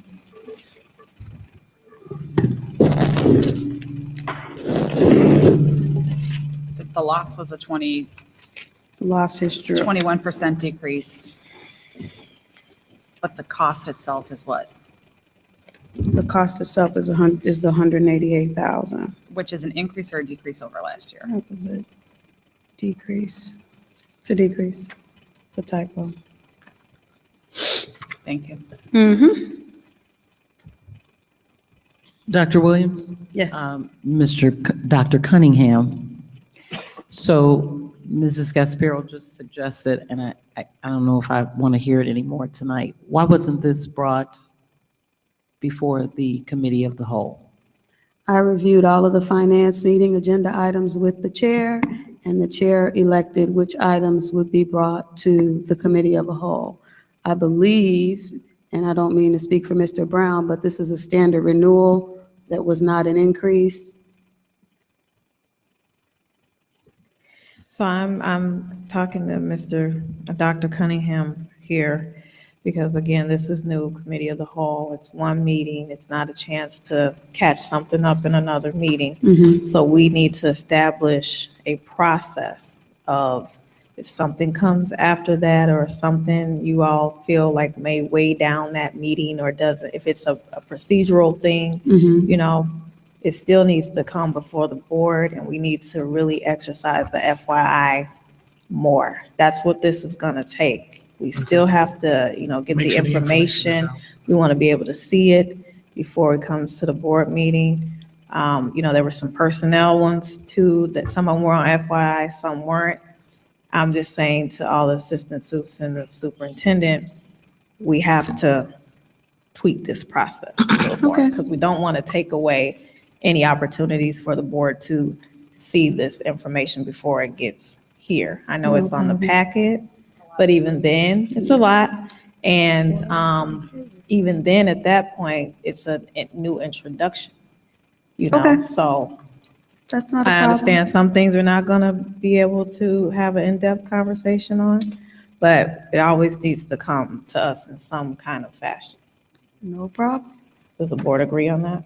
What I agree on is that I want to state for the record, I'm not, I don't like the committee of the whole at this point, because this stuff, I'm over here going through the paperwork, let alone, you know, we have to get 100% better, because I don't think I could participate in that. It's too important. When we start making a vote, we have to have it. This is not acceptable to me. And you know, we've been saying it for various, everybody has their own whatever, but it's not, this is not okay. Because you're saying now, and we just have to, you know, and I feel there must be some measure of trust. I'm going to go along with this, but that's why I don't like this committee of the whole, because I can't imagine, and I came late, so I've tried not to say much, but you guys were there for 2 hours, an hour or so before me, and the stuff wasn't discussed, and we had to shut it down. What is the expectation going forward? How are we going to get, this is a lot of information. Well, if you have one meeting, like I said, anything that comes after that, it's not like you can catch it up somewhere. Again, it's going to take some time to tweak this process and for all of us to get used to the process. And I think we wanted to do it because, it eliminates us having to have multiple meetings, the cabinet having the meetings and superintendent and all of that. So it's going to be a tweaking. It's going to be, take some time to get it to where we're all comfortable and the board feels that they're well informed. But, we've been saying this for, since you guys have been here and before you got here, we need to know what this is. And when I saw this agenda, the superintendent will tell you, I called him like, what in the world is all of this? And I understand I'm giving to you. I know stuff will come later. We don't have control over that. But I don't care what time it comes, what day it comes, the board needs to know. And just a reminder, the I'm looking at Ann, but. Well, again, it's work in progress. The committee as a whole, we all agreed to go forward with it as a pilot to see what we can do. Dr. Williams presented to me a list of, I don't know, probably 30, 40 items. And just a few items that we brought to the committee as a whole, as far as from the financial point of view, took us a good time to discuss. So again, there's no right answer or exact answer. If we tried it as a pilot one time, we probably need to go down that road a couple of times and fine tune it and shape it up, see where we are. Well, with all due respect, so you and she had a conversation. Can it not be, again, this is what we left out? Because it's, just. It's not a matter of what we just left out. It was. It is to me, though, Mr. Brown. It's to me. Well, I guess it goes the same way as a policy chair, any other chair. What were we going to bring to the committee as a whole? Well, we couldn't bring everything. For one, we had to bring. That wasn't afforded me. We didn't do that. When I came in there, you guys were discussing policy, and it wasn't what. Did you have any input? No, none. On the agenda? Correct. Okay. I don't think that was the intent.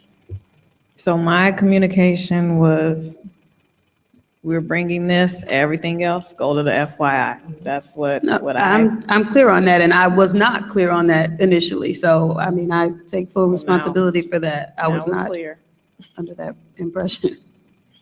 Now we're clear. Assistant suits.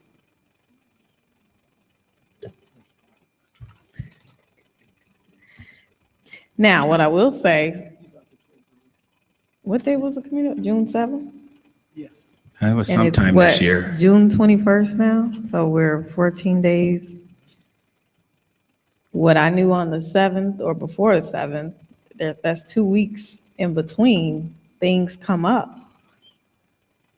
And so what was applicable at the committee of the whole meeting of putting in the FYI, now there's stuff that comes even after that. So we just have to make that habit of getting it in the FYI so everybody can see it and get the information.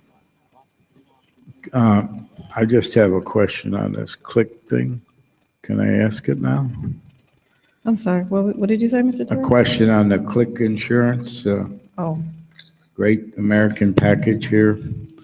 I'm reading about this covering flood and earthquakes. Does it cover fire?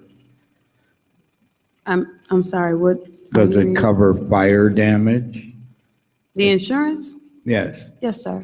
Okay, because all it's showing is flood, earthquake, and I don't know that we're going to have either one of those here, God forbid, but I'm not seeing fire. But and the other question I have to it is, do we have any feel on how receptive this company is if, God forbid, we have a fire, to get paid?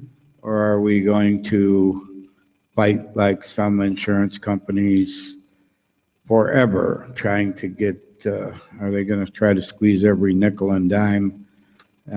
Have is there any kind of data saying that Click was very responsive to a tragedy in District 2078 or whatever the case is, so we know what to expect if we ever have a loss? Well, CLIC is actually a cooperative of school districts, so in essence, we're self-insured. And CLIC has a board, similar to this board, with representatives from member districts that make those decisions as it relates to that. But no, it wouldn't, I don't believe there'd be any issue as it relates to getting paid. Okay, so The number of districts that are in this cooperative is well over 100. We are representing, and I believe I have that information on the second page. The Property and Casualty Program is entering its 34th year of service. It currently serves 178 Illinois school districts and more than 500,000 students. Okay, so the 184 grand that we're gonna pay goes into the kitty? Yes, sir. Is that where it is? And then, if there's a tragedy wherever it is, that money is dispersed through this cooperative. It's not like going through ABC Insurance and, waiting till, all these children are in their senior citizens to get paid, right? There are various insurance companies that the cooperative is paying for various levels of insurance, and included in your packet is a summary of all of the different insurance lines with the dollar amount of the premium that brings us to the $188,000.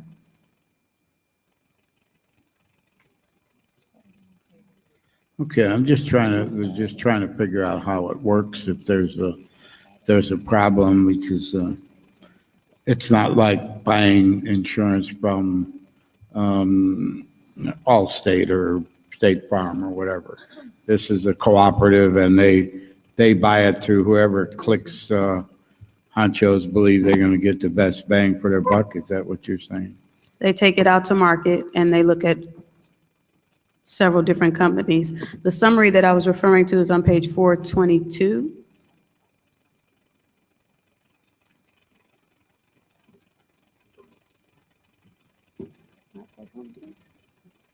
Oh, it's sideways. Yeah. And this is cheaper than us, say, insuring through one company? We would not be able to obtain anywhere near this level of insurance with one company. Is there any way to make sure these come out so that they're not on their side and we try to read them like this? When they're Okay. Because it's a PDF, not the way to hand in. It's not the actual document. We never got it where we could we can't I don't think on a finagle PDF you can. we did once, right? You can go into Board Book, into the quick view and do it, because then you're looking at the actual document, I think.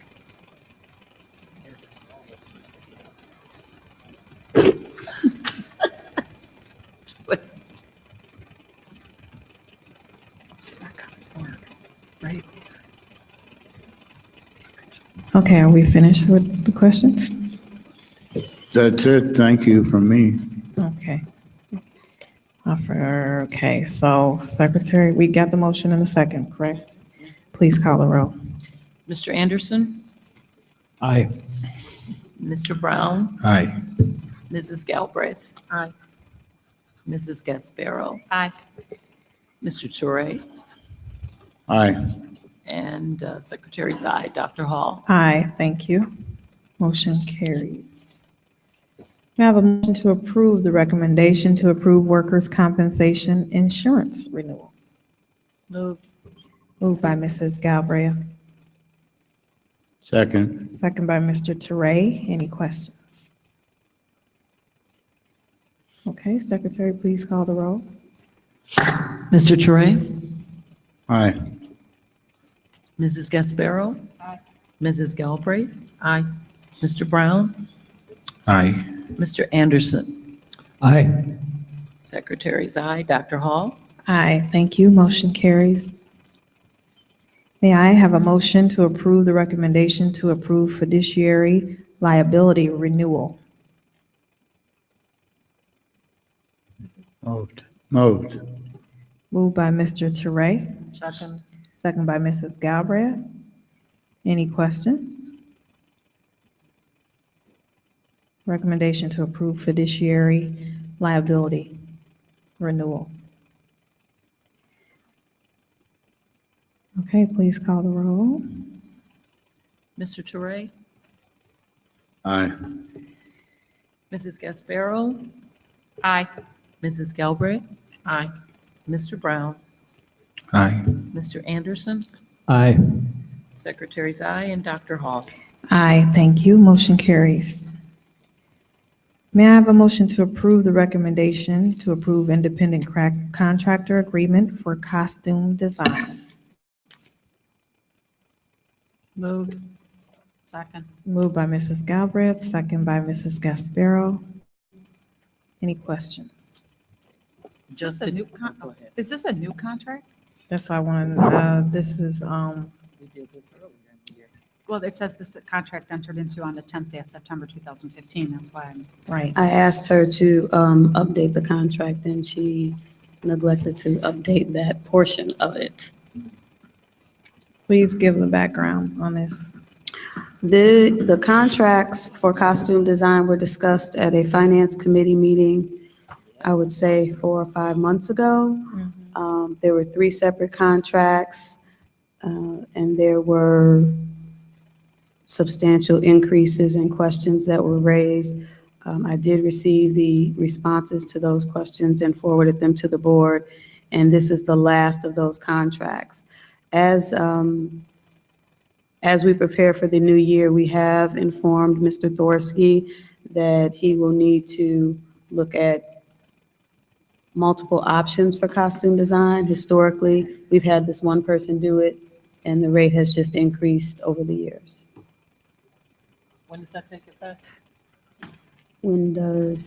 That would be for the new school year. So this would be the last of those contracts.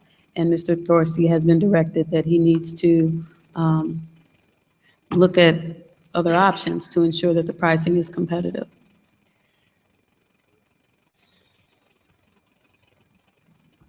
So this was not approved the last time we discussed No. the contract, No, ma'am, just the spring and fall. just the spring and fall. That was right around the time that the policy to approve all contracts was changed. So there was And insurance. a little bit of, I guess, back and forth regarding that. So they were broken out, and this is the last piece of that. Help me, walk me through a potential contract situation, because it still feel like after all these years, I just remember coming on the board and someone saying to me, oh, this is just how we do things. This is how we do business. We go with, somebody we get accustomed to, whatever. It's a faulty business practice at best.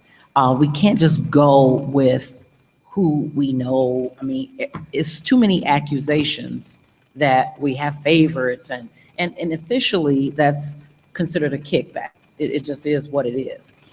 I need to understand, you tell the schools, the administrators, the different ones, you don't keep getting to go with Joe Schmo company. And you guys, where's the oversight? Because it continues to happen. I've been sitting here for 8 years, the same people are doing this. And it helped me understand if we initiated the 3-person, you guys, the 3 bid process procedure was 2009, 10, 9? Dr. Hall, was it 9 or 10? I would say it was later. It's Maybe not changed. 11. We don't have a message, a solid message to a secretary, to whomever, that this school district does not operate on giving it to the contract to your best friend or the parent favorite. I mean, it's still happening. What oversight do we have in place? If you yourself are not ensuring, you say you're going to leave that with the theater director in this case. How do we know? What do? They just come in? I remember somebody telling me too, when we put this in place, oh, well, that's a lot of work for our people, that they would have to call 2 or 3 people. What's the difference in them calling 2 or 3 people to satisfy the policy? It is a policy. It's not just something you do or don't do. And it also ensures transparency. So could you help me understand what your office does to ensure that these individuals are doing what this board has agreed to throughout the years? The policy requires the 3 proposals or quotes are received for any purchase in excess of a certain amount. And those proposals are supposed to be attached to the purchase requisition electronically that is sent for approval. What is that? That amount is either 500 or 5,000. 5,000. Yes, it's $5,000. So for any purchase over 5,000, they're required to have 3 proposals, and they're supposed to attach them before it is approved by anybody. There have been times when I've, If you audit that, would you see that? if I audited, I would see it, and We don't have an audit procedure, I'm assuming. we have an internal auditor, but I personally, when things come to me, I ask the question. I ask the question of the individual that is submitting it. But that should be in place for the principal, for anyone that's approving them, because everything doesn't come to me. If it's a certain dollar amount, it might just stop at the principal. I have a couple of issues with this contract. First of all, the dates are wrong, correct? Looks like Okay. We can modify that. Also, there's a clause in here where proof of insurance needs to be provided. I don't see that attached. Am I missing that? No, ma'am.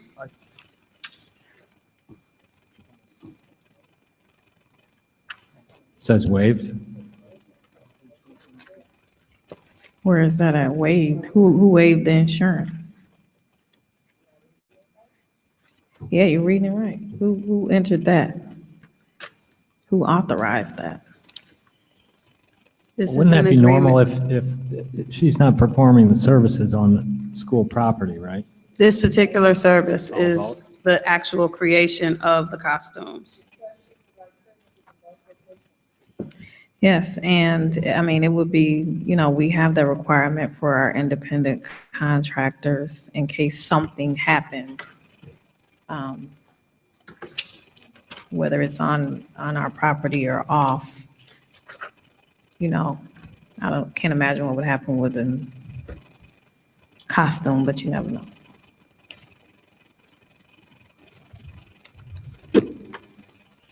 So, this contract is incorrect. I still haven't gotten the answer to who waived the insurance. I did not. This contract is the same contract that was in place before I started here. I believe she just changed the dates and the amounts. We actually just started 1 year ago with actually having a contract, a real With her, contract. yeah. Contract. I don't But she believe didn't this have is the a- first yeah, contract. we had Before, an it was just issue like that they- an agreement that was filled out on a piece of paper. It was not like this. So, So how would you like me to proceed at this point? As I can revise the contract and make her aware that she needs insurance. and you asked her to update it how? Based on the feedback, and I apologize, I don't remember all of the requirements of the meeting that was had, of the discussions we had at that finance meeting, but I requested all of that information be added to the contract and updated for the summer and for the spring performances. Okay. So Do this is we, for the uh, summer, so time is actually of the essence here. Yes, it is. Do we not routinely run contracts through our lawyers? Or I'm sorry, Mr. do we Chair. not routinely run contracts through our lawyers to make sure? I think the lawyer drew this up. This looks like their The- template. Yes, this is the template that the attorney drew up for independent contractors.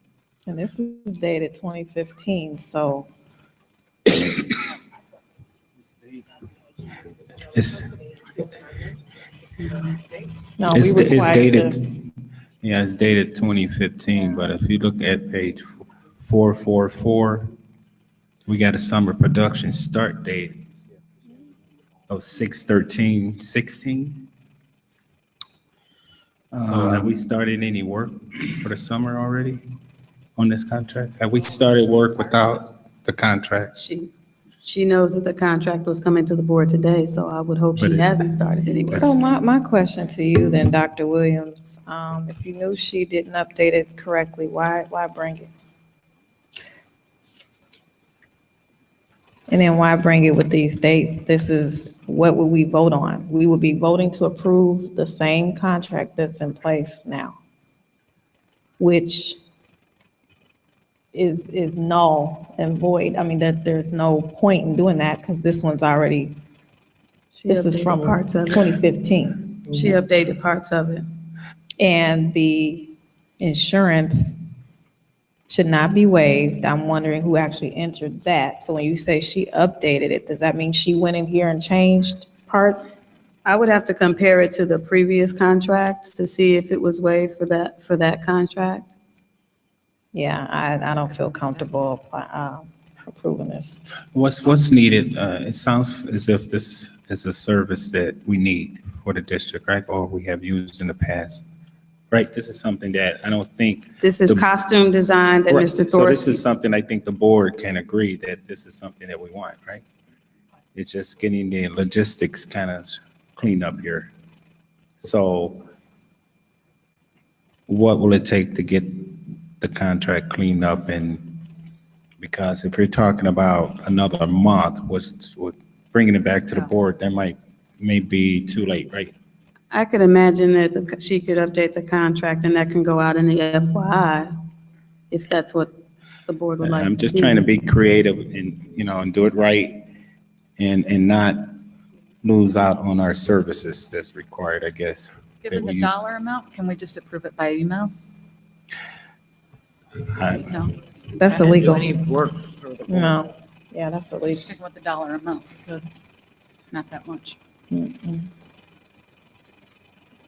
All the approvals have to be conducted in open session.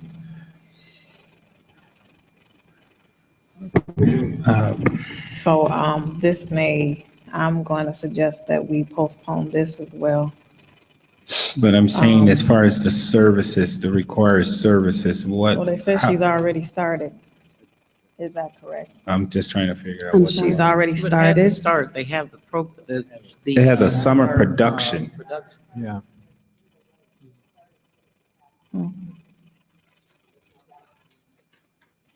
Which then, we're Johnny come lately on this. We should have got this before she got started.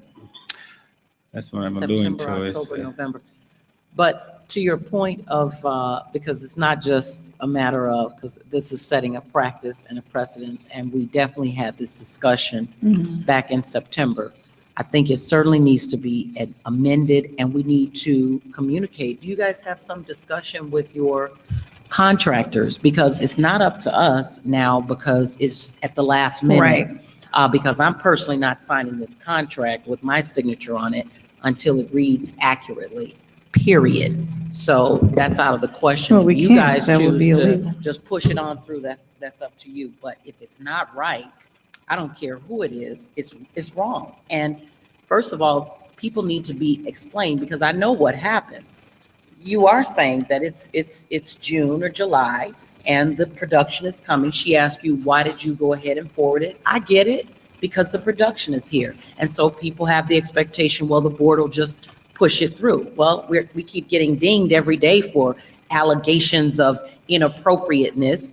And for this is the kind of thing that it's the only thing that I could agree with is inappropriate. Your signature affixed to a contract that does not read appropriately. And the next thing is these kids and their moms and dads are paying for a contract. That's what we said. That was one of the caveats in the meeting in September was they ought to have a choice. You can go online and order. I don't know where you guys got the idea of hand creating, seamstressing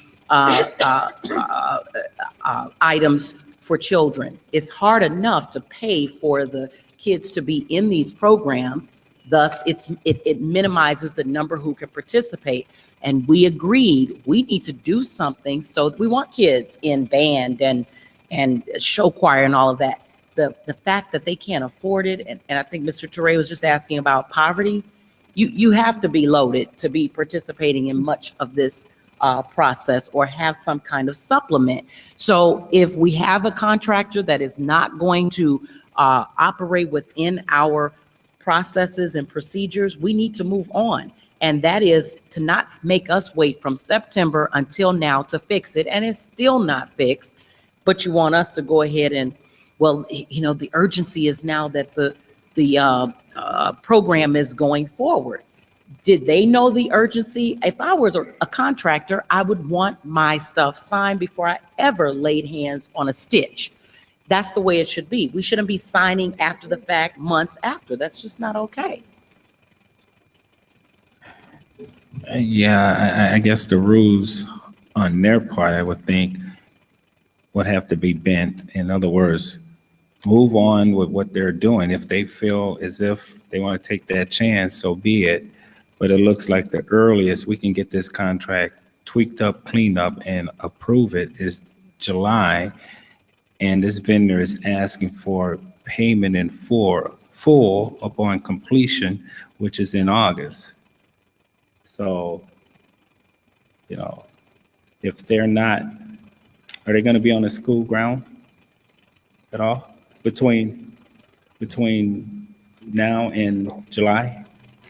Well, I would they're defer already to here, Ms. Mr. Galbraith. She Brown. seems to know a little bit more. I think that she will be on.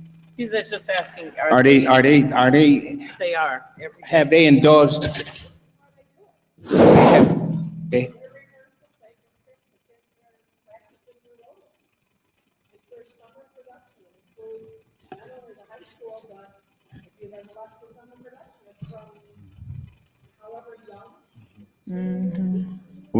so without a signed contract, that's not good. And the performance is July 27th to the 31st. Yeah, somebody missed the boat here. Again, I think it's a good faith measure. I don't think the person is going, I mean, we've been doing business. It's not like we're going to not pay, but we should have execute a contract that is legal and that is defined as such, period, and point blank. There's an onus, in my opinion, on their part to have provided us with the adequate documentation in a timely manner. And then the onus for us to require, we look at it, we see it's not right, give it back to them, and until they sign it and do it right, then we don't sign it. And once you tell the person that, if they're a business person, then they understand that. It is not legal for us to sign it. Now, you can vote on it all day, but I'm not going to sign it if it's not right. So, go ahead.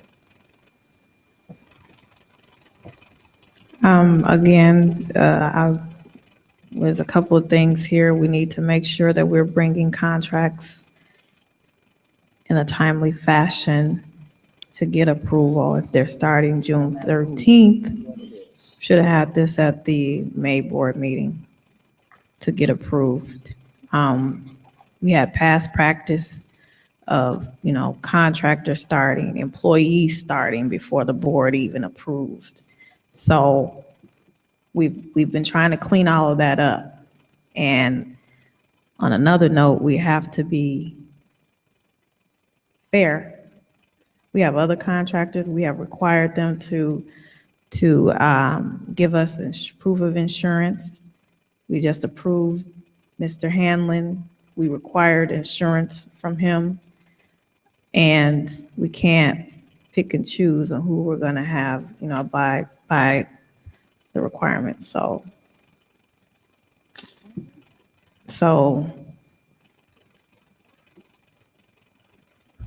this is a postpone. Okay. But I'm still, you know, I still need clarity as Well, far as we have a motion. postponing the contract. But what about the services that's already been rendered to the district? How do we address that? I'll have a conversation with the contractor and include in the FYI an update along with the updated contract. Sounds Or good. can I propose that we Dr. Hall got a good. approve it pending the changes necessary with the date and the proof of insurance provided, if the board agrees. So we would have to rescind the motion, correct? And amend the motion.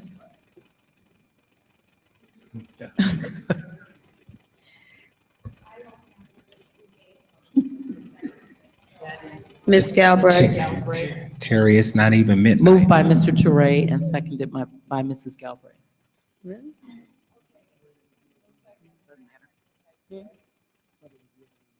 No. Moved by Toure, seconded by Mrs. Galbraith.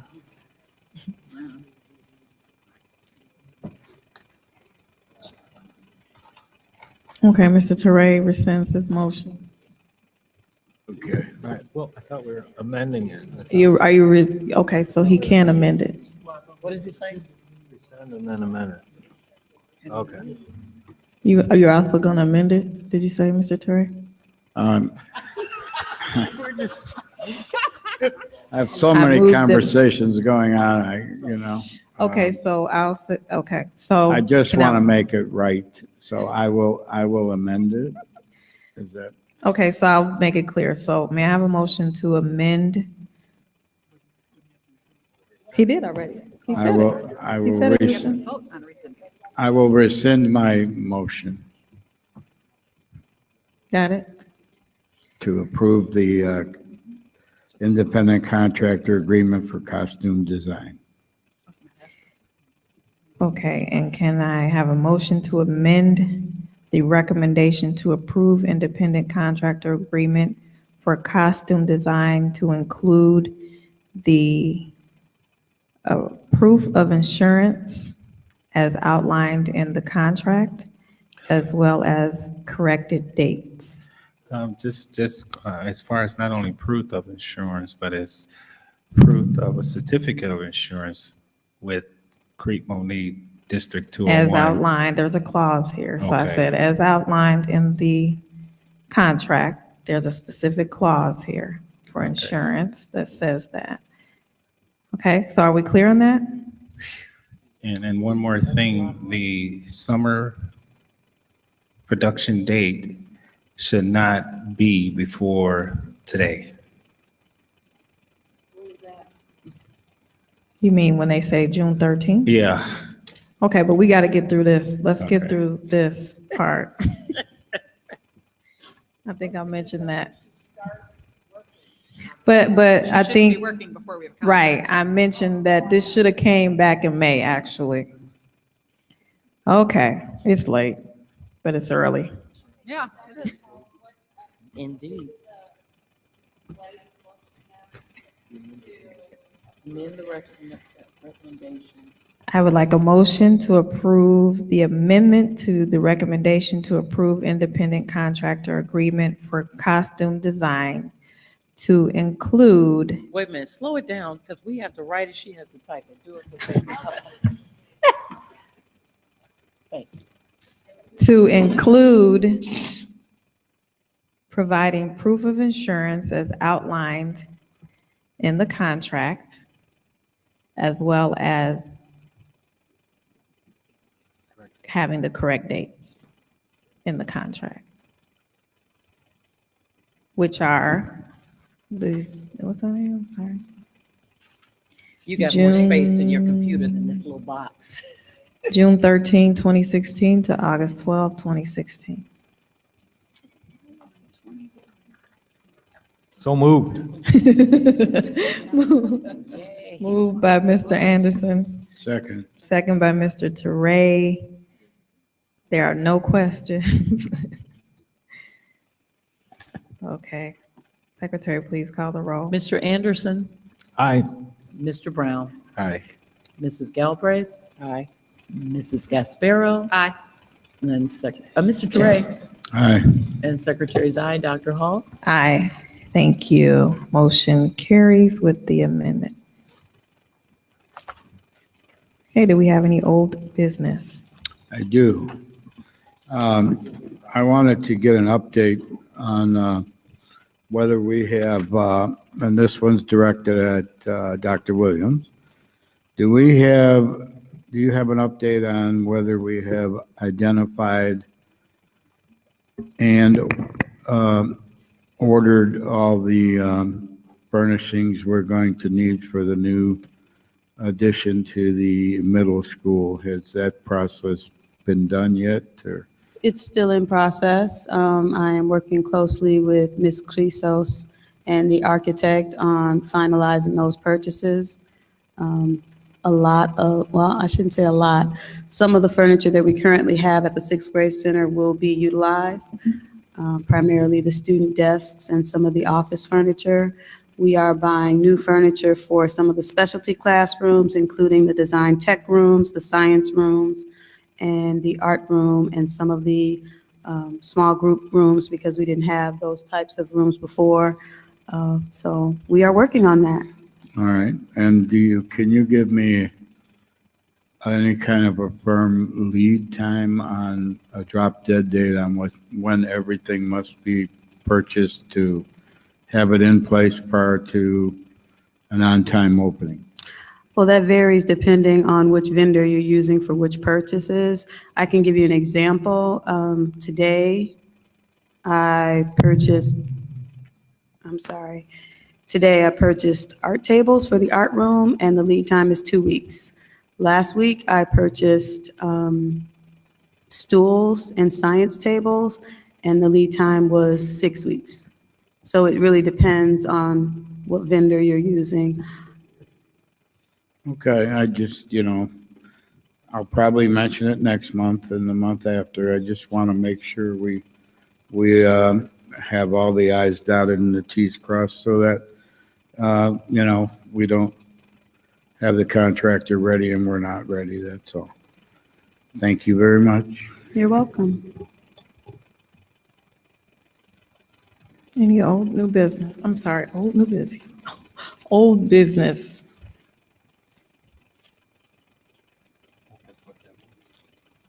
I said any more old business? Here's a weird question about furniture. Is Lincoln Way selling any furniture?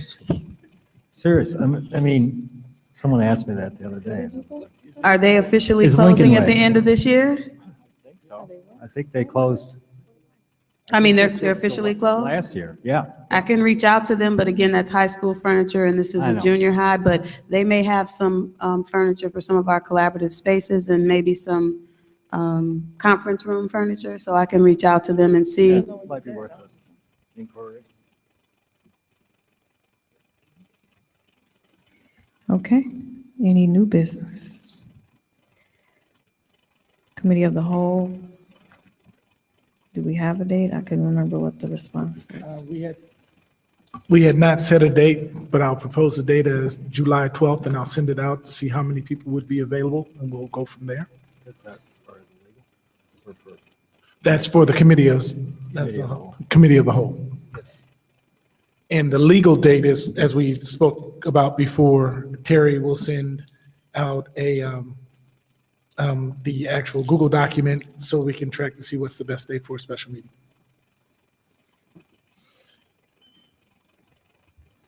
Okay. I want to make a request for the personnel report. We have, when we're reassigning employees on that report, we do not indicate which building they are coming from and position. And I think that would better help us understand where we're losing people from. So, yeah. Yeah, we'll make the So we adjustment. can not a add problem. that. Yes. And also, if board members, I placed at your seats NSBA's priorities for the 114th Congress. I attended the NSBA Advocacy Institute and Equity Symposium. The hot topic was the Every Student Succeeds Act. And each of our states have been told to create a plan that they are supposed to communicate with school districts. And they're also supposed to get input from school board members. Our state, of course, has not outlined how they're going to meet that requirement. But if you read this, last I heard, I was on a conference call last week where our state superintendent was on, and when he was asked about ISB's plan, he said it's going to take time, I guess like everything else. So again, no clarity on, their plan. And I think Laura touched on a couple of changes. There's I think a mandatory that 7% of our Title IX funds, is it Title VII or Title IX funds? Is it 7? Anyway, there's a mandate coming down that 7% of those funds, whichever ones I have to get clarity, are going to have to be spent on school improvement. They've eliminated the school improvement grant, period.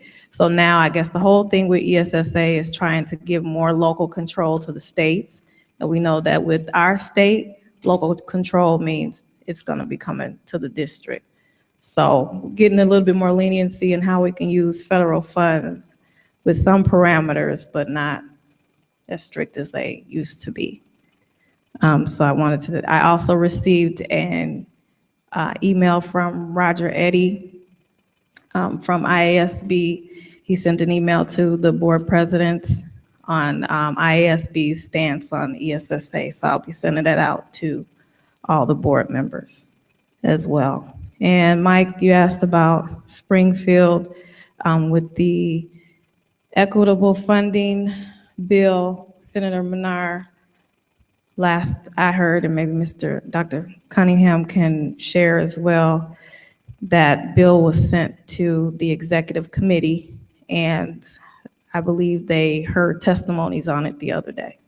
So that includes IASA, IPA, IASB, kind of the Vision 2020 group, so they can give feedback on it and give their feedback on that bill.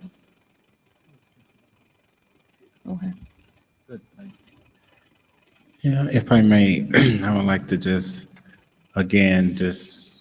congratulate Dr. Spence. I believe this is our last meeting with her. That we did not officially accept her resignation. No FOIA requests? And we have a closed session that we're getting ready to go into. A closed session, executive session that we're getting ready to go into. So you need to stick around for 4 hours. Thank you for your service again. All right.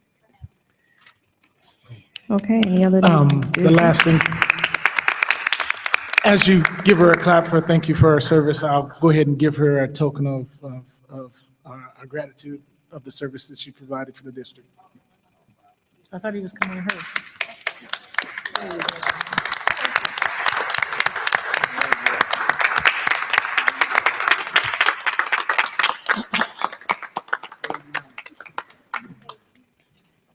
Speech. You feel like Oprah now?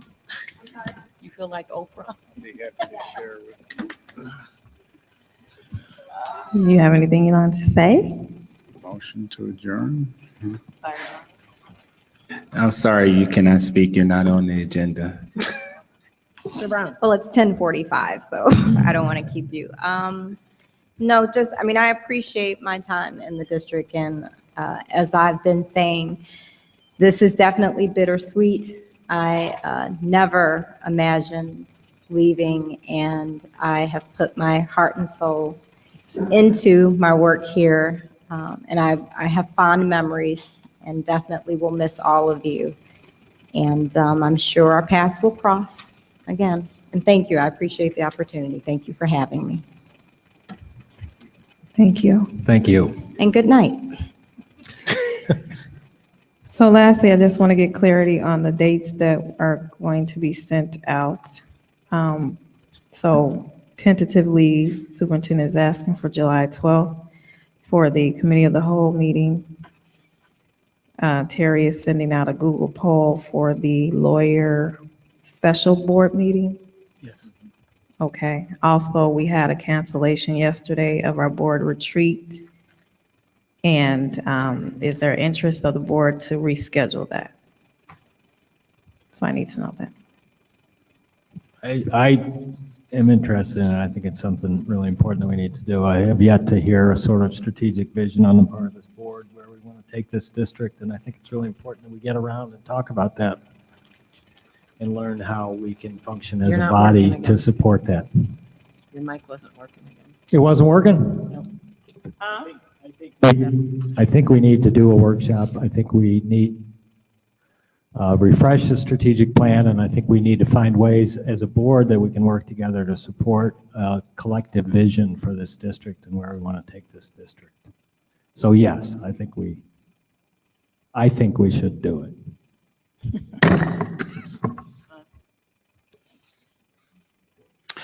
And I agree with Board Member Anderson. If we see opportunities there to improve us as board members and to be on one accord in many decision-making scenarios, I think getting together could help the process.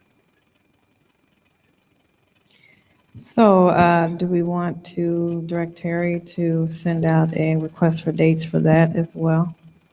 Could we have just the one Google poll for both, or? Oh, are you polling us, or are we not in agreement? Are we polling to see if we want to have? No, No, this is, Dates that you would be. Okay. The question is, will it be for one date for a special meeting, or we're trying to find 2 dates for the special meeting and for the board workshop?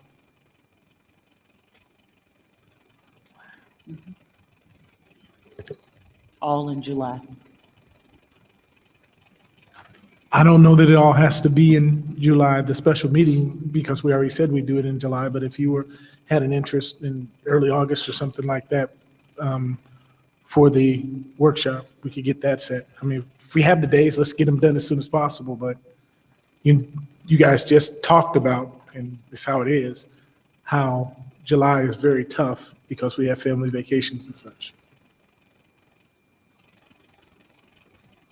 So can we just send out the poll and then we'll collect from there and I'll get the information if but that's she okay with needs you? to know which dates to put, though.